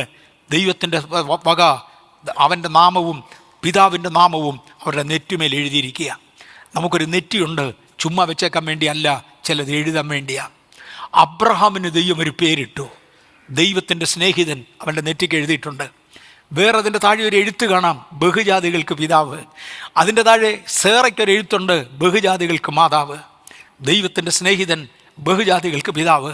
ഇതിനകത്തിരിക്കുന്ന പ്രിയപ്പെട്ടവരുടെ നിങ്ങളുടെ നെറ്റിക്കൊരു നാമമില്ലേ? ഉണ്ടേലേ പറ്റൂ. ബാംഗ്ലൂരിൽ ദൈവസഭ വളർന്നതുകൊണ്ട് ദൈവത്തെ സ്തുതിക്കുന്നു. പക്ഷേ ഞാൻ പോകുന്നിടത്തെങ്ങും അങ്ങനെ ഒരു വളർച്ച ഞാൻ കണ്ടിട്ടില്ല. സ്നാനത്തിനൊരു ഓൾട്ടറുകൾ കൊടുത്ത് വെച്ച് പോരുമായിരുന്നു. ഒത്തിരി പേര് സ്നാനപ്പെട്ടിട്ടുണ്ട്. ഒരാൾ സ്നാനപ്പെട്ടത് കൊണ്ട് ദൈവസഭ വളരുന്നില്ല. സഭയ്ക്കകത്തോട്ട് കയറാനുള്ള ഫണ്ടമെൻ്റൽ ക്വാളിറ്റി കിട്ടിയെന്നേ ഉള്ളൂ. അധികം ഒന്നും ദൈവസഭ വളരുന്നില്ല. ഒരു കുറച്ച് നാൾ കഴിഞ്ഞപ്പോഴാണ് ഒരിക്കൽ പരിശുദ്ധാത്മാവ് പാസ്റ്റർ KK രഞ്ജിത്തിലൂടെ ഒരാലോചന പറഞ്ഞു. നിൻ്റെ നെറ്റിക്കൊരു പുതിയ പേരെഴുതുകയാ, വളർച്ചയുടെ അപ്പോസ്തലൻ. അന്നു മുതൽ ഞാൻ പോകുന്നിടത്തൊക്കെ വേർപാടിൻ്റെ ഓൾട്ടർ കോൾ കൊടുക്കും. മറ്റാർക്കും കിട്ടാത്തതുപോലെ വേർപാടിന് വേണ്ടി ആളുകൾ തയ്യാറാകും. സഭകൾ വളരാൻ തുടങ്ങി. ഇന്ന് എന്നെ കേൾക്കുന്ന പ്രിയപ്പെട്ടവരെ, ഒരു വിത്തകത്തോട്ട് വീഴട്ടെ, ഒരു പുതിയ പേര് കർത്താവ് നെറ്റിക്ക് എഴുതട്ടെ. നിങ്ങളുടെ പരിശുദ്ധാത്മാവ് ഇടപെടുന്നെന്നുള്ള നന്നായി മനസ്സിലാകുന്നില്ലേ? നിങ്ങളുടെ നെറ്റിക്കൊരു പുതിയ പേര് കർത്താവ് എഴുതട്ടെ. എൻ്റെ നെറ്റിമേൽ ഒരു നാമമുണ്ട്, പിതാവിൻ്റെ നാമവും കുഞ്ഞാടിൻ്റെ നാമവും എന്ന് വെളിപ്പാട് പുസ്തകം 14:1 പറയുന്നു. ജാതികളുടെ പ്രവാചകൻ എന്ന് യെരമ്യാവിൻ്റെ മേൽ എഴുതി വെച്ചു. ജാതികളുടെ അപ്പോസ്തലനെന്ന് പൗലോസിൻ്റെ മേൽ എഴുതി വെച്ചു. അതിശ്രേഷ്ഠതയുള്ള അപ്പോസ്തലനെന്ന് ചിലരുടെ നെറ്റിക്ക് എഴുതി വെച്ചു. എൻ്റെ നെറ്റിക്ക് എന്തെഴുതും? നിങ്ങളുടെ നെറ്റിക്ക് എന്തെഴുതും? അകമേ ഉള്ളവന് ഒരു നെറ്റിയുണ്ട്. അകമേ ഉള്ളവൻ്റെ നെറ്റി ഏതാണ്ട് എഴുതാനാ. എന്തെഴുതും നമ്മളെക്കുറിച്ച്? ദൈവത്തിന് നമ്മെക്കുറിച്ച് എന്ത് ചിന്തിക്കാനുണ്ട്? ഞാൻ പറയും, ഇത് ഒരു ആവറേജ് പ്രസംഗം പറഞ്ഞു പോകാൻ വേണ്ടി അല്ല നമ്മളിവിടെ കൂടിയിരിക്കുന്നത്. It's a spiritual emphasize week. ഇതിനകത്ത് ദൈവത്തിൽ നിന്ന് എന്തെങ്കിലുമൊക്കെ പ്രാപിക്കാൻ വേണ്ടിയാണ്. അതിശ്രേഷ്ഠതയുള്ള അപ്പോസ്തലൻ, വളർച്ചയുടെ അപ്പോസ്തലൻ, അനേക പേരുകൾ കാണാം, അനേക പേരുകൾ. ഇന്ന് പകൽ പോകുന്നതിന് മുന്നമേ കർത്താവേ, എൻ്റെ സ്ഥാനനിർണയം നടത്തി അടിയൻ്റെ നെറ്റിമേൽ ആ പേരെഴുതലെന്നൊന്ന് പ്രാർത്ഥിരു. എൻ്റെ സ്ഥാനനിർണയം നടത്തി. അതിനകത്ത് പ്രൊമോഷനൊക്കെ ഉണ്ട് കേട്ടോ, പ്രൊമോഷനൊക്കെ ഉണ്ട്. ഞാൻ ഓർക്കുന്നുണ്ട്, ഒരിക്കൽ ഞാൻ പാസ്റ്റർ KV ജോൺസൺ എന്ന് പറയുന്ന അച്ഛൻ മരിച്ചുപോയി, ഇന്ന് ഭൂമിയിലില്ല. പാസ്റ്റർ KV ജോൺസൺ എന്ന് പറയുന്ന ഒരാളിൻ്റെ ഭവനത്തിൽ ഒരു രാത്രി കിടന്നുറങ്ങുക. എൻ്റെ കയ്യിൽ ഒരു മലയാളം വേദപുസ്തകം ഇല്ല, എൻ്റെ ബൈബിൾ കൊണ്ടുപോയിട്ടില്ല. ആ വീട്ടിലും ഞാൻ പ്രതീക്ഷിച്ചെങ്കിലും ഇംഗ്ലീഷ് വേദപുസ്തകം ഉള്ളായിരുന്നു. അല്ലേ, എൻ്റെ കൈ കിട്ടി അവിടെ ഞാൻ കണ്ടത് ഇംഗ്ലീഷ് വേദപുസ്തകമേ ഉള്ളൂ. അന്നേരത്തൊരാളിൻ്റെ പ്രസംഗം ഞാൻ കേട്ടു.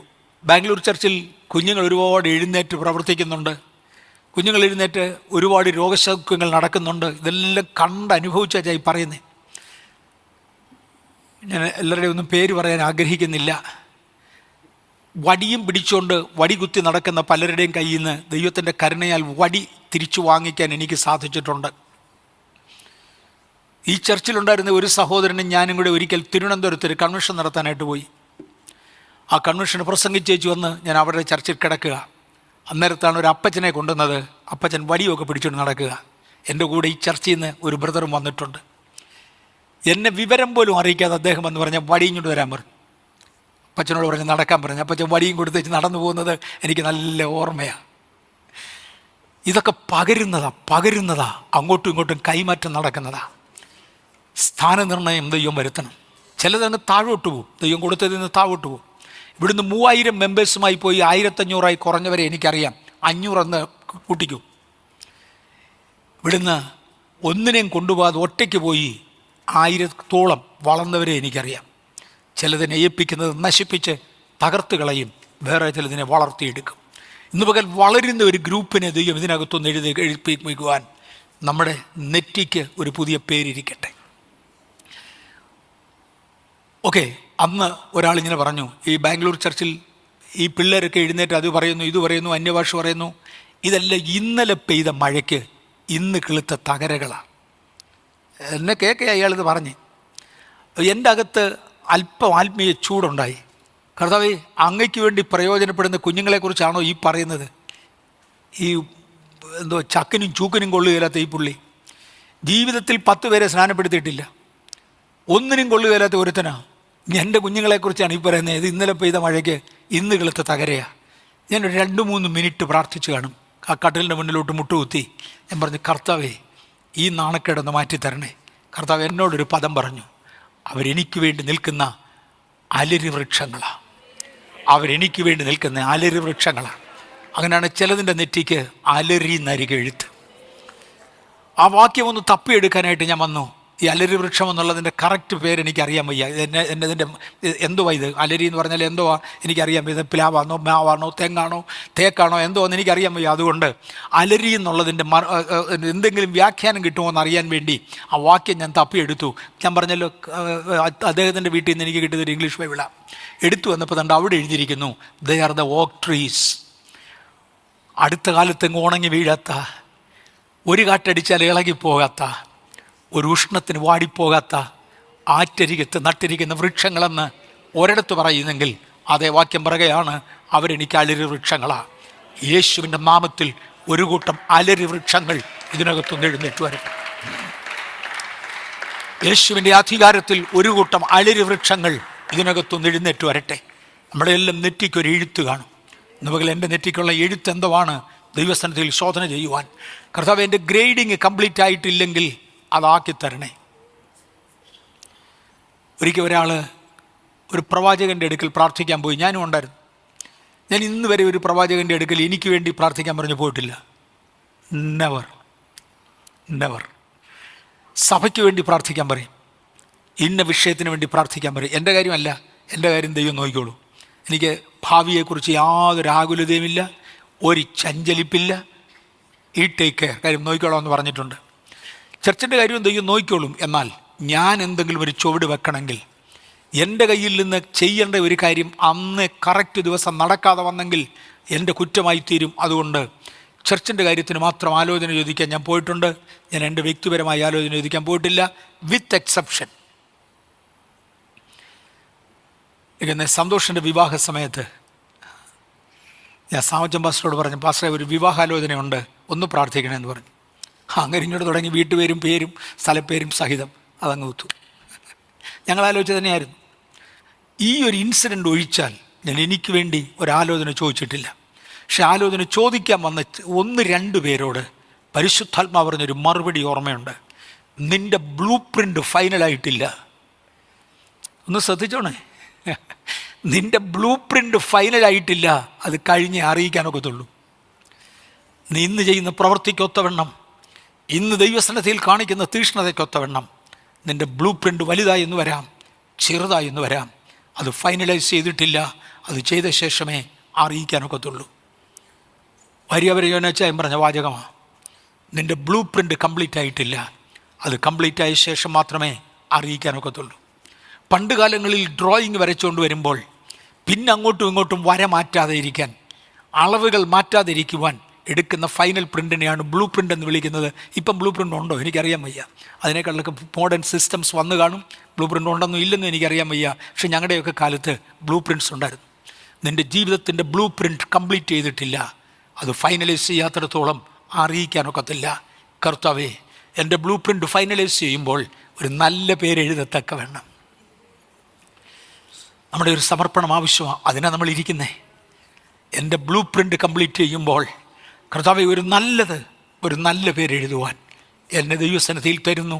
അതൊന്ന് എഴുതണേ. എൻ്റെ കർത്താവ് എഴുതിയാൽ എഴുതിയതാ. പിന്നെ അത് മായ്ക്കാൻ ഒരുത്തനെ കൊണ്ടൊക്കത്തില്ല, അത് മായ്ച്ചു കളയാനൊരു ശക്തിയെ കൊണ്ടൊക്കത്തില്ല. ഞാൻ പണ്ടുകാലങ്ങളിൽ, ആരംഭകാലങ്ങളിൽ ഇവിടെ പറഞ്ഞിട്ടുള്ളൊരു ഉദാഹരണമുണ്ട്. രാജസ്ഥാനിലെ ജോധ്പൂരിൽ ഇന്ത്യൻ എയർഫോഴ്സിൻ്റെ ഒരു ഫ്ലൈയിങ് കോളേജുണ്ട്.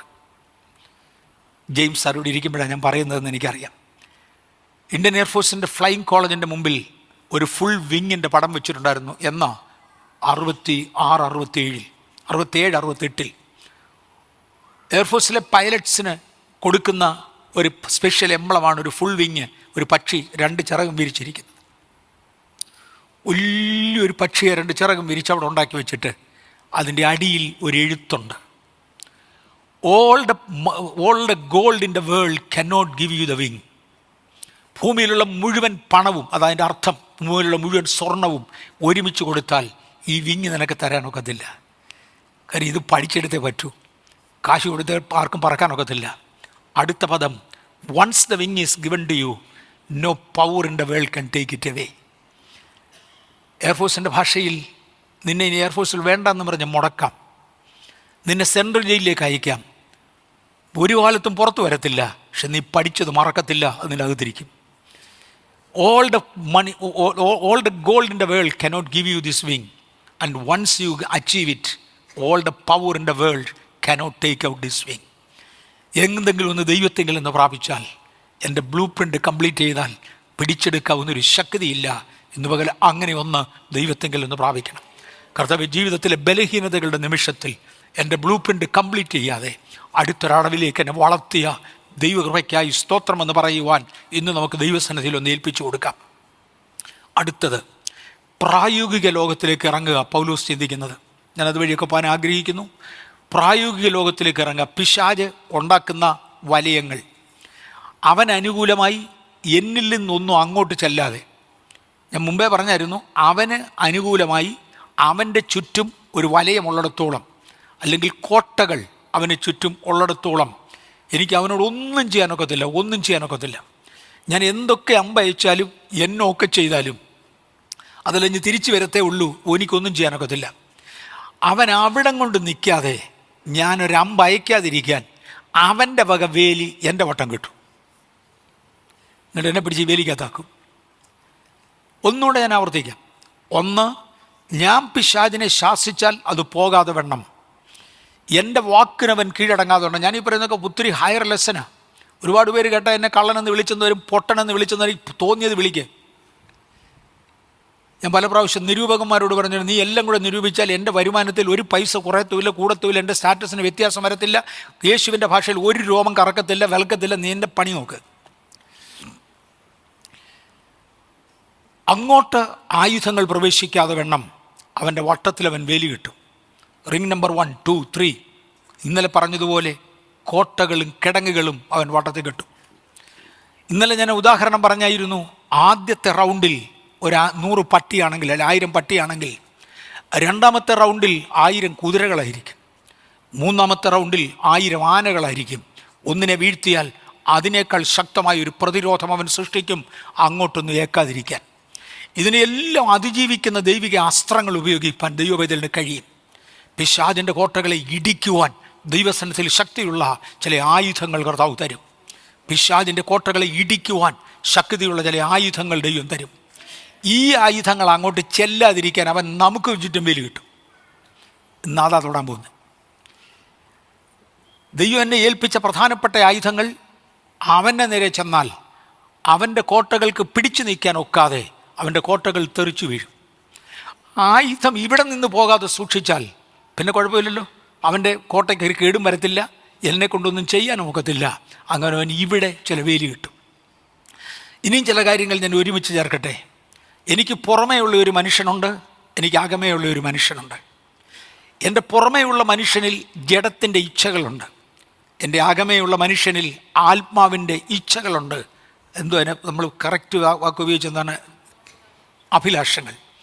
എനിക്ക് ചില അഭിലാഷങ്ങൾ എൻ്റെ ജഡത്തിലുണ്ട്, ചില അഭിലാഷങ്ങൾ എൻ്റെ ആത്മാവിലുമുണ്ട്. ഇവ തമ്മിൽ നിരക്കത്തില്ല, അങ്ങോട്ടും ഇങ്ങോട്ടും മൽപ്പിടുത്തം എപ്പോഴും നടക്കും. പക്ഷേ എൻ്റെ ബുദ്ധിയാണ്, വിൽ പവറാണ് തീരുമാനിക്കുന്നത്. പല പ്രാവശ്യം ആത്മാവിൻ്റെ അഭിലാഷത്തെ കെടുത്തിക്കളഞ്ഞാൽ ആത്മാവ് മിണ്ടാതാകും, നിർജീവമാകും, നിർവീര്യമാകും, പിന്നെ അനങ്ങത്തില്ല. Pastor V. എ. തോമസ് പ്രസംഗിക്കുന്ന കാലത്ത് പറഞ്ഞിരുന്ന ഒരു കാര്യമുണ്ട്. മനുഷ്യ മനസാക്ഷിയെ 4 മൂലകളുള്ള ഒരു കൊച്ചു പ്ലേറ്റിനോട് ഉപമിച്ച് അദ്ദേഹം പറയാറുണ്ടായിരുന്നു. 4 മൂലകളുള്ള ഒരു പ്ലേറ്റ്. ഒരു പ്ലാറ്റ്ഫോമിൽ ഞാനൊരു ആണി അടിച്ച് ആ ആണിയിൽ കറങ്ങത്തക്കതുപോലെ എൻ്റെ ഈ മനസാക്ഷി ഇതങ്ങോട്ട് എടുത്ത് വെക്കുക. ഈ മനസാക്ഷി അങ്ങോട്ട് വെച്ചു, എന്നിട്ട് കറക്കുക. ഇത് കറങ്ങുമ്പോൾ മൂല തട്ടത്തക്കതുപോലെ വേറൊരാണി അവിടെ അടിച്ചു വെച്ചു. എനിക്കൊന്ന് ഞാൻ ഈ പറയുന്നത് കൊണ്ട് നിങ്ങൾക്ക് മനസ്സിലാവും. അതിനേക്കാൾ കവിഞ്ഞത് കാണിച്ചു തരാൻ എനിക്ക് ഒക്കത്തില്ല. കറങ്ങുന്ന ഒരു ഡിസ്ക്, പക്ഷേ അത് ചതുരമാണ്, 4 മൂലകളുള്ള ഒരു ഡിസ്ക്. അതിൻ്റെ ഒത്ത നടുക്കൊരു കിഴുത്തയുണ്ട്. എനിക്ക് നടുവൊന്നും കാണത്തില്ല, ഞാൻ പുറകെ എന്ന് പറയുന്നത് നിങ്ങൾ മനസ്സിലാക്കുക. അതിൻ്റെ ഒത്ത നടുക്കൊരു കിഴുത്തയുണ്ട്. ആ കിഴുത്തയ്ക്ക് നടുക്കൂടെ ഒരാണി അടിച്ചിട്ടുണ്ട്. ഇതിൽ നിന്ന് ഇത് കറങ്ങിക്കോളും. പക്ഷേ ഇതിൻ്റെ മൂലയ്ക്ക് വന്നാൽ മുട്ടത്തക്കതുള്ളൊരാണി ഒരു സൈഡിലടിച്ചു. കറക്കി ഇങ്ങോട്ട് വരുമ്പോൾ മൂലയ്ക്ക് വരുന്ന ഉടനെ ഈ ആണിയെ മുട്ടും, അത് കറക്കം നിൽക്കും. ഞാനൊരല്പം ബലം പ്രയോഗിച്ച് ഒന്ന് തള്ളിക്കൊടുത്താൽ ആ മൂല അങ്ങ് ഒടിഞ്ഞു പോകും, ആണി അവിടെ ഇരിക്കും, ഇത് കറങ്ങും. രണ്ടാമത്തെ മൂല മുട്ടും, ഒന്ന് പിടിച്ചു കൊടുത്താൽ രണ്ടാമത്തേത് കറങ്ങും, മൂന്നാമത്തേത് മാറും, നാലാമത്തേത് മാറും. ഒരു 10 പ്രാവശ്യം കറങ്ങിക്കഴിഞ്ഞാൽ പിന്നെ ഗ്രാമോഫോൺ പ്ലേറ്റ് പോലെ കറങ്ങും, ഒന്നും തടയാനില്ല. എൻ്റെ മനസ്സാക്ഷിയെ എൻ്റെ വിൽ പവർ കൊണ്ട് ഞാൻ ദ്രോഹിച്ചാൽ 4 ദിവസം കഴിയുമ്പോൾ ഇത് ചുമ്മാ കറങ്ങിക്കോളും, പിന്നെ അതിനെക്കുറിച്ച് ചോദിക്കാനില്ല. എൻ്റെ ആകമേ ഉള്ളവൻ നിർജീവമായി.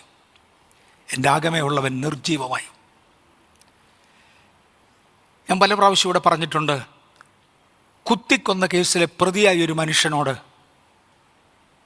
ആരംഭം മുതൽ പലതുണ്ട്, കുത്തിക്കൊന്ന കേസിലെ പ്രതിയായി ഒടുവിൽ അങ്ങനെ വളർന്നു. അതിനു മുമ്പേ വീടുകളിൽ നിന്ന് മോഷണം തുടങ്ങി.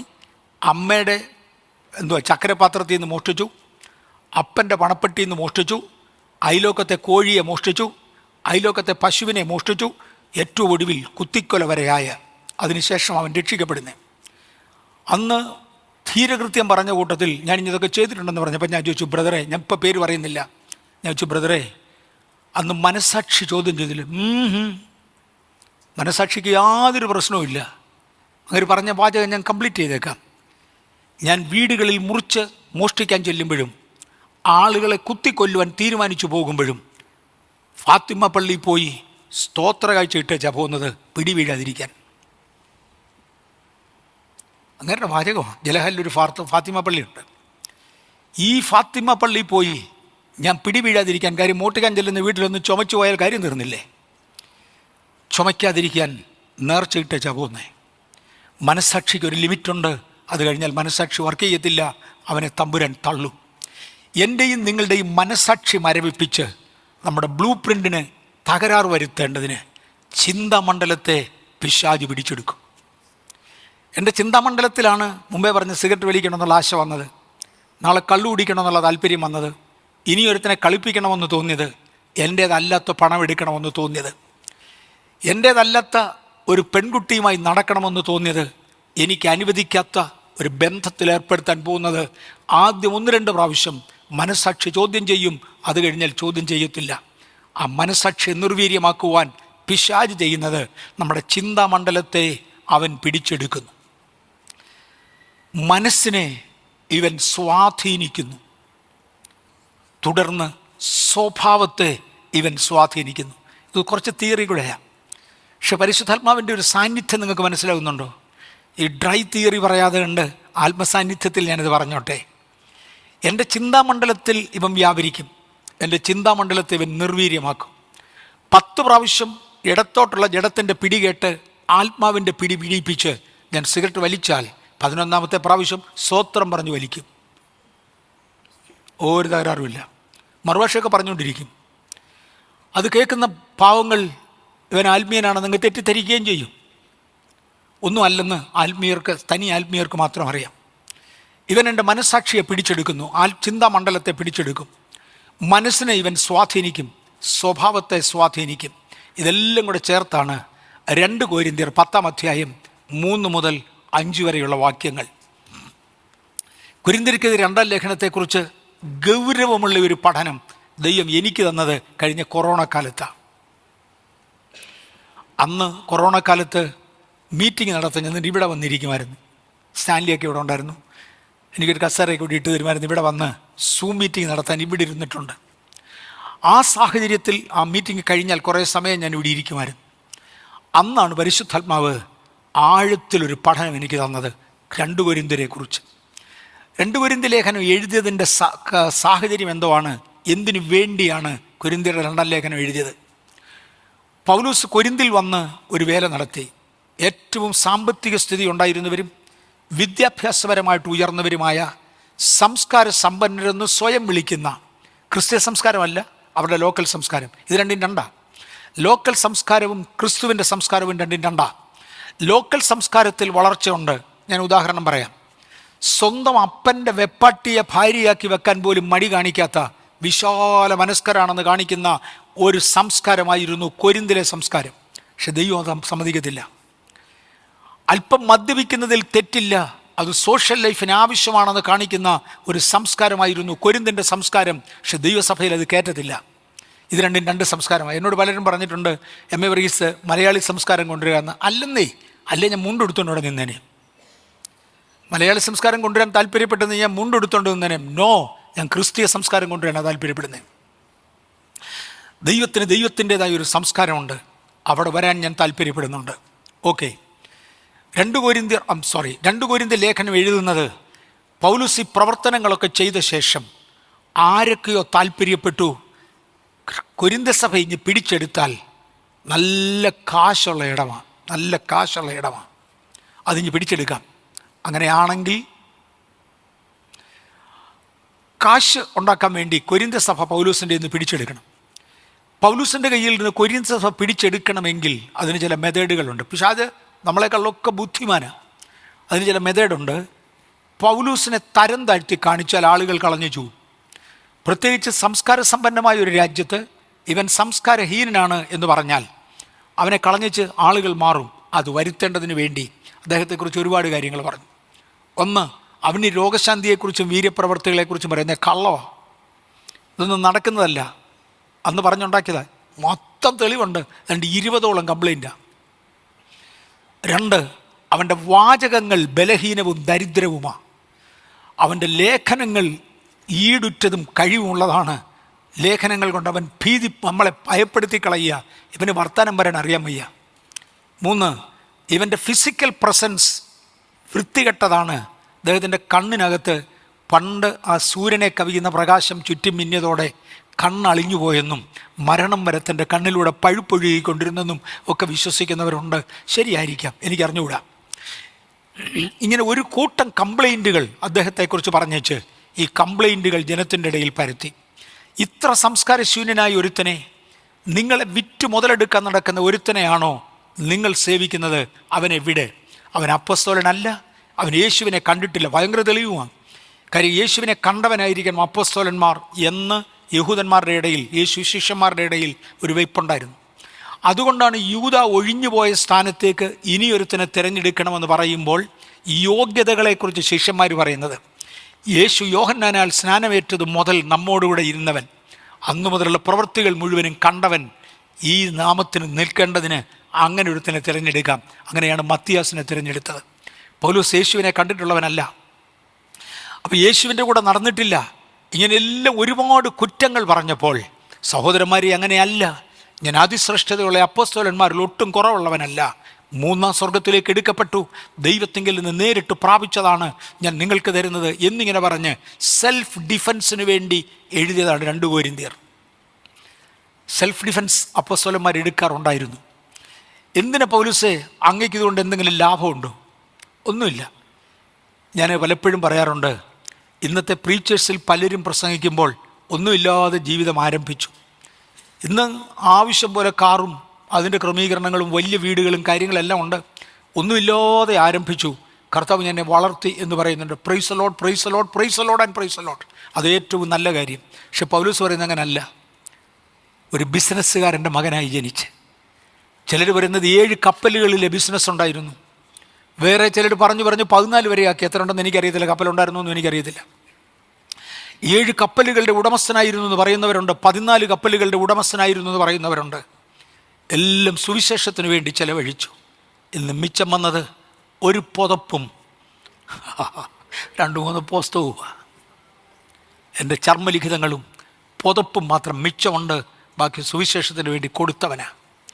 എന്തെങ്കിലും ഒന്ന് ലാഭിക്കാൻ വേണ്ടിയല്ല, സമ്പാദിക്കാൻ വേണ്ടിയല്ല, പകരം നിങ്ങളെ ക്രിസ്തുവിങ്കൽ തികഞ്ഞവരാക്കി വളർത്തേണ്ടതിനാ.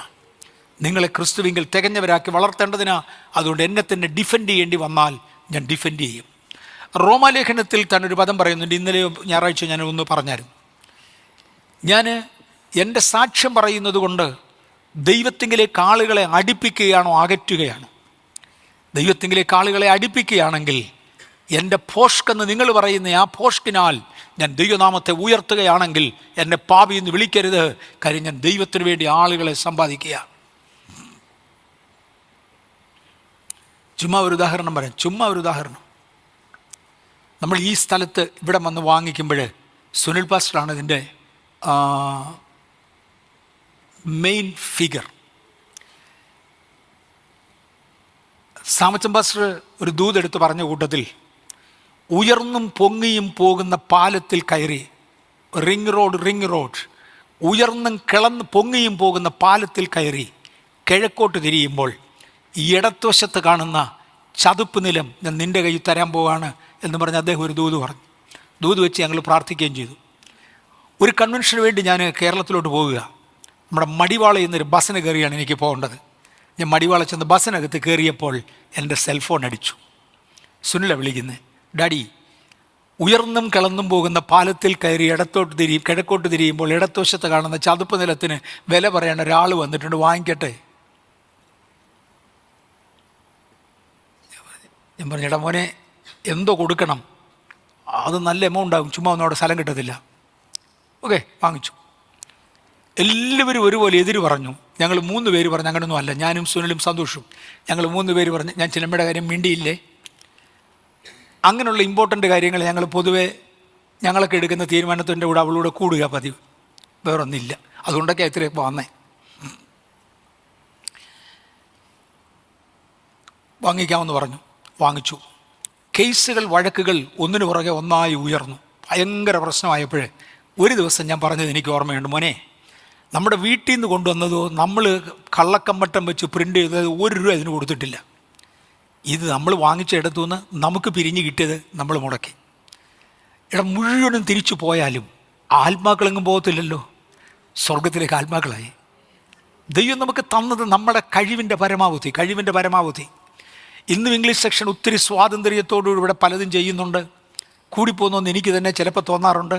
പക്ഷെ നോ എന്ന് പറയാത്തതിൻ്റെ കാരണം ഇതിനു വേണ്ടി അങ്ങേയറ്റം വേർത്തതിൽ ഒന്ന് ഇംഗ്ലീഷ് സെക്ഷനാണ്. ഇംഗ്ലീഷ് സെക്ഷനാണ്. അതുകൊണ്ടാണ് എന്തെങ്കിലും ഒരു ഇച്ചിരി കൂടിപ്പോയെന്ന് തോന്നിയാലും എന്നാടാ ചെറുക്കാന്ന് ഇടയ്ക്കെന്ന് ചോദിച്ചങ്ങ് നിർത്തുന്നത്.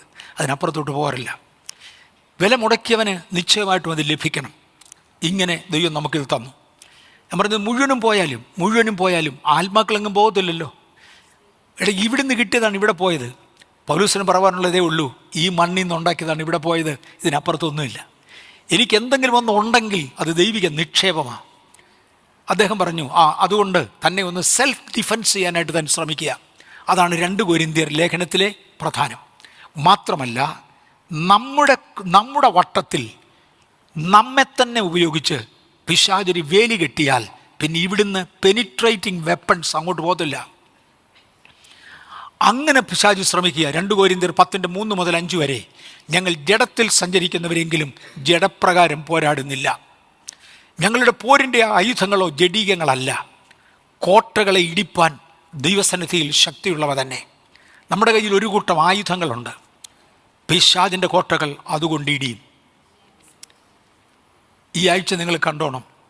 ഞാൻ വിശ്വസിക്കുന്നു ഇവിടെ ചില രോഗശാന്തികൾ നടക്കും. ഞാൻ വിശ്വസിക്കുന്നു ഈ ആഴ്ച ചില കാര്യങ്ങൾ നടക്കും. ഇവിടെ നാളെ വൈകിട്ട് അപ്പോസ്തോലിക് ആൻഡ് പ്രോഫറ്റിക് എന്ന് പറയുന്നൊരു മീറ്റിംഗ്. ഞാൻ പറഞ്ഞില്ല, ഇന്നലെ രാവിലെ മുതൽ തന്നെ അപ്പോസ്തോലിക് മെസ്സേജസ്, പ്രോഫറ്റിക് മിനിസ്ട്രിയോട് ചേർന്ന് പോയാൽ അപ്പോസ്തോലിക് പ്രോഫറ്റിക് എന്ന് പറയാവുന്ന സ്റ്റാൻഡേർഡിലേക്ക് ദൈവം കൊണ്ടുവന്നു. ഇന്നും അതിനേക്കാൾ ഒട്ടും താഴെയല്ല നമ്മൾ പോകുന്നത്. ഞങ്ങളുടെ പോരിൻ്റെ ആയുധങ്ങൾ ജഡീകങ്ങളല്ല, ഞങ്ങൾ ജഡപ്രകാരം പോരാടുന്നില്ല. കോട്ടകളെ ഇടിപ്പാൻ ദൈവസന്നിധിയിൽ ശക്തിയുള്ളവ തന്നെ. എന്തൊക്കെ ആയുധങ്ങൾ ദൈവം തരുന്നെന്ന് പലപ്പോഴും മുന്നറിയിക്കാറില്ല.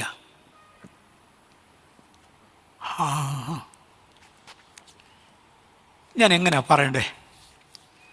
ഭൂതാത്മാക്കൾ ബാധിച്ച ചിലതിനെ ഇവിടുന്ന് പറഞ്ഞു വിടുമ്പോൾ തലേന്നെടുത്ത് എറിയുന്നത് കണ്ടിട്ടുണ്ട്. ഇവിടെ ഭൂത ശുശ്രൂഷ കണ്ടിട്ടുള്ളവരെല്ലാം ശ്രദ്ധിച്ചോണം.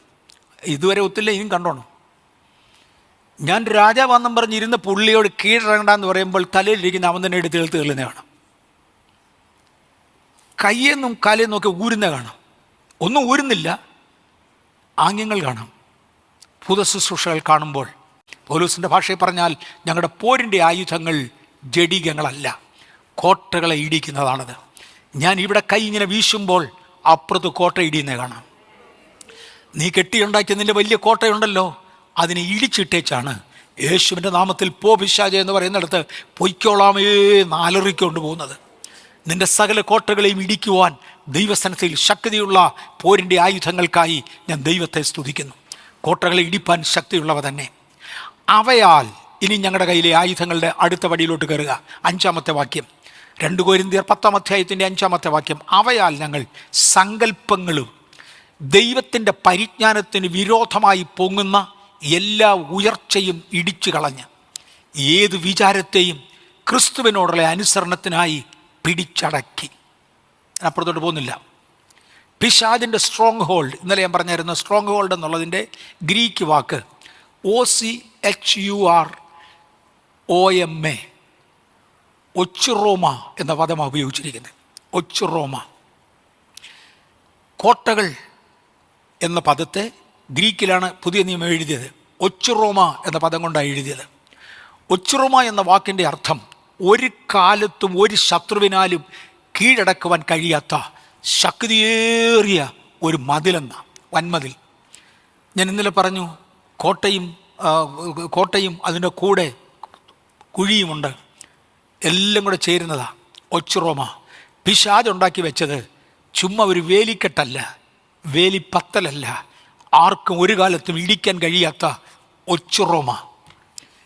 ഇവൻ 9.3 ബില്യൺ വർഷം സ്വർഗത്തിൽ ദൈവത്തോടുകൂടെ പാർത്ത് ദൈവിക ടെക്നോളജി മുഴുവനും പഠിച്ചവനാ.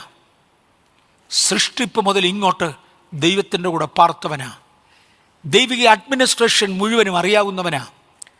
13.3 ബില്യൺ വർഷങ്ങൾ ഈ ദൈവത്തോടും ദൈവത്തെ വിട്ടും ഈ ഭൂമി കണ്ടവനാ. എന്നോടും നിങ്ങളോടും കൂടെ കഴിഞ്ഞ 4.5 ബില്യൺ വർഷം, ഞാൻ 3 ഘടകങ്ങളായി എടുക്കുന്നത്, 4.45 ബില്യൺ വർഷം നടന്ന് എക്സ്പീരിയൻസ് തികഞ്ഞവനാ. അവൻ പണിയുന്നൊന്നും നിസ്സാരമല്ല. നിങ്ങളാരെങ്കിലും അവിടെ ചെന്ന് പോടാന്ന് പറഞ്ഞാൽ ഒന്നും അവൻ പോവില്ല. പൗലോസ് പ്രസംഗിക്കുന്ന യേശുവിൻ്റെ നാമത്തിൽ വിട്ടുപോയെന്ന് പറഞ്ഞപ്പോൾ പറയാൻ ചെന്ന സ്കേവായുടെ ആളുകളെ മുറിവേൽപ്പിച്ചുകൊണ്ട് പൗലോസിനെ പരിചയമുണ്ട്, ക്രിസ്തുവിനെ അറിയാൻ, നീ ഏതാന്ന് ചോദിച്ചതുപോലെ അവൻ്റെ കോട്ടകൾ വലുതാ. പക്ഷെ പൗലോസ് പറഞ്ഞു, എൻ്റെ ഇരിക്കുന്നത് കോട്ട ഇടിക്കുന്നതാ. പൗലോസേ, അങ്ങയുടെ മരണത്തോടെ അങ്ങ് ആയുധം കൊണ്ടുപോയോ? ഇല്ല. കർത്താവ് പറഞ്ഞു, ബേഥേലിൻ്റെ കൊടുത്തേക്കാൻ പറഞ്ഞു. ബേഥേലിൻ്റെ കൊടുത്തേക്കാൻ. ഇവിടെ ബേഥേൽ എന്ന് പറയുന്ന കെട്ടിടത്തിന് ആയുധം വേണ്ട. ഇതിനെ ഒന്നിനും കൊള്ളുകയില്ല. നമുക്കിരുന്ന് പ്രാർത്ഥിക്കാൻ കൊള്ളാം, വേറൊന്നിനും കൊള്ളുകയില്ല. ബേഥേലിനകത്ത് ഒരു കൂട്ടം ബേഥേലൈറ്റ്സ് ഉണ്ട്.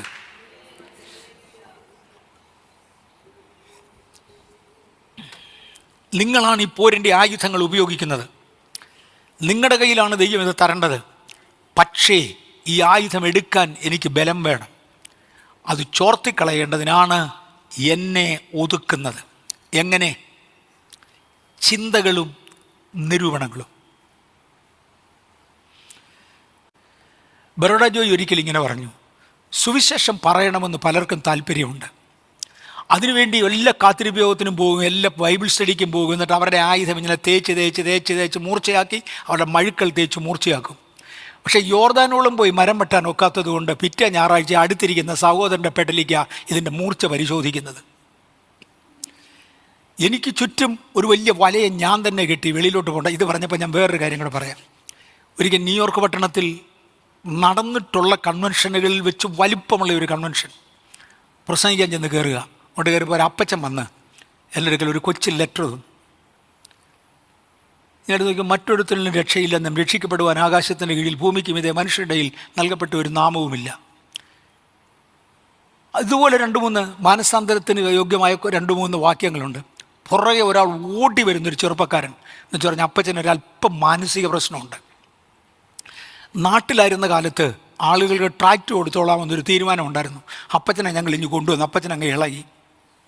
ഇപ്പം ട്രാക്റ്റ് കൊടുക്കാൻ ഒക്കാത്തതുകൊണ്ട് ഉപദേശിമാരുടെ കയ്യിൽ എഴുതി കൊടുക്കുക പരിപാടി. പലരും എനിക്ക് പല ലിങ്കും അയച്ചു വരുമ്പോൾ ഞാനും ഇത് തന്നെ ഓർക്കട്ടെ, എൻ്റെ പുസ്തകത്തിലുള്ള വാക്യങ്ങൾ എൻ്റെ സമയം കൊന്നിട്ട് എന്നെ എടുക്കാൻ ഇത് എത്തിക്കേണ്ടവന് കൊടുക്കടാകുമോ? ഞാനിതുകൊണ്ട് എന്ത് ചെയ്യാനാ? എനിക്കറിയാവുന്ന വേദപുസ്തക ഭാഗങ്ങളാണ്. വെളിയിലോട്ട് പോകാതെ അകത്ത് കിടന്ന് കറങ്ങുന്ന മൂർച്ചയുള്ള ആയുധങ്ങൾ. എനിക്ക് പോകുന്ന ആഴം മനസ്സിലാകണം. എനിക്ക് സാധാരണഗതിയിൽ ഒരുപാട് മെയിലുകൾ വരാറുണ്ട്. ആരെ അയക്കുന്നതെന്ന് ആദ്യം നോക്കും. 99% ഞാനത് ഡിലീറ്റ് ചെയ്യും. കാര്യം ഇത് ഒരു പേജ് വായിച്ചിട്ട് എന്നെ എടുക്കാൻ ഒരു മണ്ണാങ്കട്ടയുള്ളതല്ല, ഒന്നുമുള്ളതല്ല. ഞാൻ എടുക്കുന്ന ആത്മീയ ആഴങ്ങളുടെ 10-1 പോലും ആ പുള്ളി പറയുകയില്ല. എനിക്ക് എന്നെ എടുക്കാൻ ഇതുകൊണ്ട് ഇത് മുഴുവൻ കൂടെ വായിക്കാൻ പോലും എൻ്റെ ഒരാഴ്ച അതിലേ പോയി. എനിക്ക് വേറെ ഒന്നും ചെയ്യാനൊക്കത്തില്ല, എൻ്റെ സമയം കൊല്ലാൻ വേണ്ടിയാണ്. ഞാനിതിനിടയ്ക്ക് ഒരു നല്ല കാര്യം പറയാം. ഞായറാഴ്ച പരസ്യമായിട്ട് അനൗൺസ് ചെയ്യണമെന്ന് ഞാൻ ഓർത്തു. എനിക്ക് 2 ടെലിഫോൺ നമ്പറുണ്ട്. അടുത്ത ആഴ്ച എഴുതി പ്രൊജക്റ്റ് ചെയ്യാം. അതിൽ ഒരെണ്ണത്തിൽ വാട്സപ്പ് വർക്ക് ചെയ്യുന്നുണ്ട്, മറ്റേ വാട്സപ്പ് വർക്ക് ചെയ്യുന്നില്ല. കാര്യം ഞാൻ തുറക്കുന്നേ ഇല്ലത്.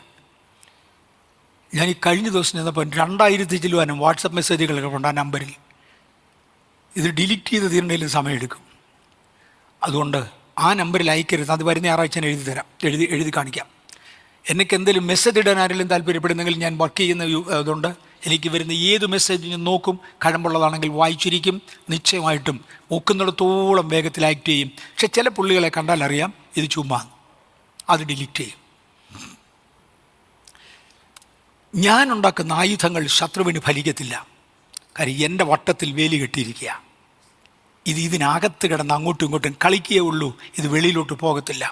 സ്ട്രോങ് ഹോൾസ്, കോട്ടയും കൊത്തളവും, പല നിര പട്ടാളക്കാർ, അതിനകത്ത് അവൻ പാർക്കുന്നു. അതിൻ്റെ പുറത്ത് അവൻ വേറൊരു ഓപ്പറേറ്റിംഗ് സിസ്റ്റമാണ് എൻ്റെ ചുറ്റും വേലി കെട്ടും. ഇതുവരെ ഞാനൊരു ഓപ്പറേറ്റിംഗ് സിസ്റ്റത്തെക്കുറിച്ച് പറഞ്ഞു. അതിന് അവൻ്റെ അറയ്ക്കകത്തോട്ട് കയറത്തില്ല. കയറാതെ വണ്ണം അവൻ ചിലത് ചെയ്യും. നാളെ ആയിരിക്കും ഞാനിതിനെ ബ്രേക്ക് ചെയ്യാൻ താല്പര്യപ്പെടുന്നത്. രണ്ടാമത്തെ സിസ്റ്റം എൻ്റെ വട്ടത്തിൽ വേലി കെട്ടും. അത് എനിക്കുള്ളവരെ കൊണ്ട് തന്നെയാണ് കിട്ടുന്നത്. സ്നാനത്തിന് അർഹതയുള്ള, സ്നാനത്തിന് മച്ചുറായ, രക്ഷിക്കപ്പെട്ടവരും ജീവിത വിശുദ്ധിയുള്ളവരുമായ ആളുകൾ സ്നാനപ്പെടാതെ വണ്ണം ഒരൊറ്റ ചെയിനിൽ അവരെ കൂട്ടിക്കുരുക്കുമ്പോൾ, വേർപാടിന് വിളിയുള്ളവരും വേർപാടിന് മച്ചുറായിട്ടുള്ളവരും വേർപെടാതെ വണ്ണം ഒരുമിച്ച് കൂട്ടിക്കുരുക്കുമ്പോൾ,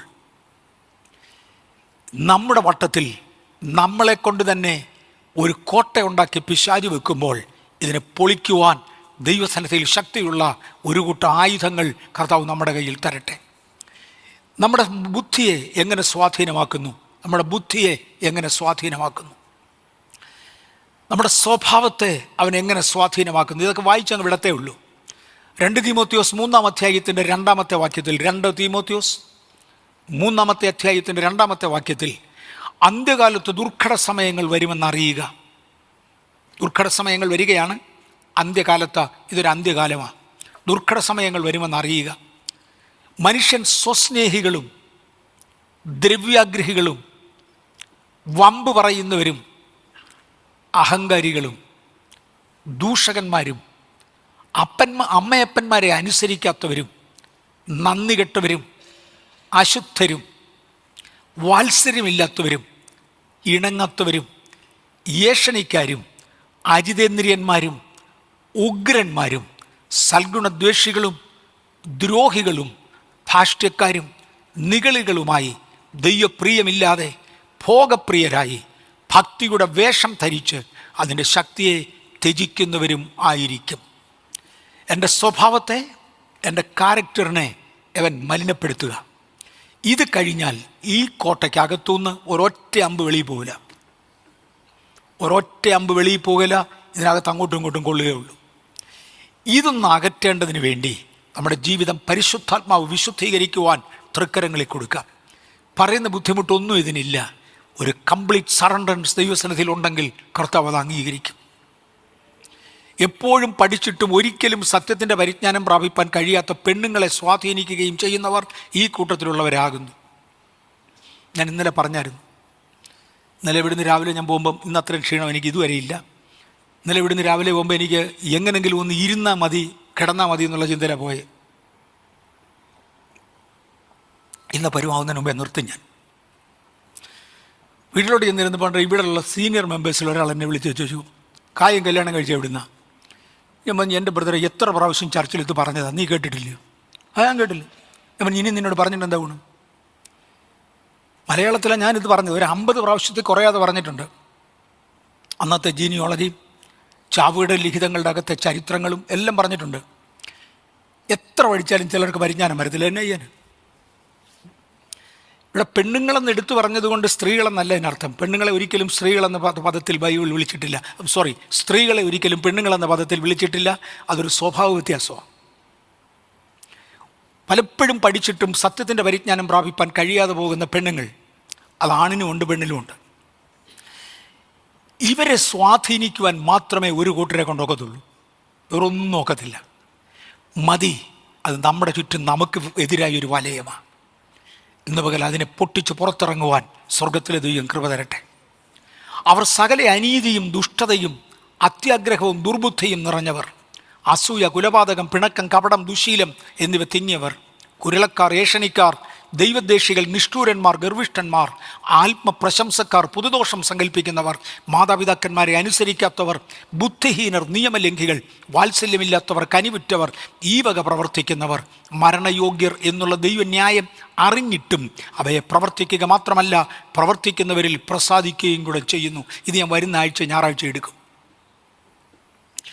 സ്നാനപ്പെടുന്ന സമയത്ത് ജാതികളിൽ നിന്ന് മുന്നോട്ട് വരുന്നവർ പാചരിക്കേണ്ടതിനു വേണ്ടി വെറും 4 പ്രമാണങ്ങളാണ് വെക്കുന്നത്. ഞാൻ കഴിഞ്ഞ ഞായറാഴ്ച തൊട്ടു. അവിടം കൊണ്ട് അധ്യായം തീർന്നില്ല. എന്നിട്ട് അവരോട് പറഞ്ഞു, ന്യായപ്രമാണം ആഴ്ചതോറും പ്രസംഗിച്ചു വരുന്നുണ്ടല്ലോ, കേട്ടു പഠിക്കുക. ആ പഠിച്ചവരോട് പറയുകയാണ്, ഒരു 40 കൂട്ടം കാര്യങ്ങൾ ഇങ്ങോട്ട് നിരത്തി. പണ്ട് 4 കൂട്ടം പറഞ്ഞേച്ച് ഇപ്പോൾ ഒരു 40 കൂട്ടം ഇങ്ങോട്ട് നിരത്തിയേച്ച് പറഞ്ഞു, ഈ വക പ്രവർത്തിക്കുന്നവർ ദൈവരാജ്യം അവകാശമാക്കുകയില്ല. കർത്താവേ, ദൈവരാജ്യം അവകാശമാക്കാത്ത ദുഷ്ടപ്രവർത്തികൾ ഉള്ളവരെ കൊണ്ട് ഞങ്ങൾക്ക് വട്ടത്തിലൊരു വേലി തീർത്ത് ഞങ്ങളുടെ ആയുധങ്ങളെ നിർവീര്യമാക്കുവാൻ അങ്ങ് ഞങ്ങളെ വിട്ടുകൊടുക്കരുതേ, ഞങ്ങളെ സഹായിക്കണേ എന്ന് നമുക്ക് ദൈവത്തോട് പറയാം. ഞാൻ ഇന്ന് ഇവിടെ കൊണ്ട് നിർത്താനായിട്ട് താല്പര്യപ്പെടുകയാണ്. ഇന്നലെ ഞാൻ പറഞ്ഞായിരുന്നു, നിങ്ങൾ ജനിക്കേണ്ട കാലവും സമയവും ദൈവം നേരത്തെ തീരുമാനിച്ചു. ഈ അന്ത്യകാലത്താണ് ഏറ്റവും കൂടുതൽ ദുഷ്ടത നിറഞ്ഞിരിക്കുന്നത്. വർഷങ്ങൾ കഴിയുന്തോറും പിശാചിന് എക്സ്പീരിയൻസ് വർദ്ധിക്കുക, ദുഷ്ടത വർദ്ധിച്ച് അതിൻ്റെ പരമാവധിയിലെത്തി, അതിൻ്റെ പരമ അധികാരത്തിലെത്തി. ഈ കാലത്ത് ജീവിക്കുവാൻ കർത്താവ് ചിലരെ ഒരുക്കിയതിനായി സ്തോത്രം. അപ്പോസ്തലപ്രവൃത്തികളുടെ പുസ്തകത്തിൽ 17-ാം അധ്യായത്തിൻ്റെ 26-ാമത്തെ വാക്യത്തിൽ ഞാൻ ഇന്നലെ എടുത്തു, ഭൂതലത്തിലെങ്ങും കുടിയിരിപ്പാൻ അവൻ ഒരുത്തനിൽ നിന്ന് മനുഷ്യജാതിയെ ഒക്കെയും ഉളവാക്കി അവരുടെ നിവാസത്തിന് അതിരുകളും കാലങ്ങളും നിശ്ചയിച്ചു. ഇന്നുപകൽ കാലങ്ങളും അതിരുകളും നിശ്ചയിച്ച ദൈവം ഈ തലമുറയിൽ നിങ്ങൾ ജനിക്കണമെന്ന് തീരുമാനിച്ചു, ഞാൻ ജനിക്കണമെന്ന് തീരുമാനിച്ചു. കാര്യം എതിർത്ത് നിൽക്കുന്ന ശക്തിയേറിയ പൈശാചിക വ്യാപാരത്തെ അതിജീവിപ്പാൻ കഴിയുന്ന ഒരാത്മപകർച്ചയും ഈ തലമുറയിലുണ്ട്. ഞാൻ 2-3 മിനിറ്റ് കൂടി എടുത്തോളാം.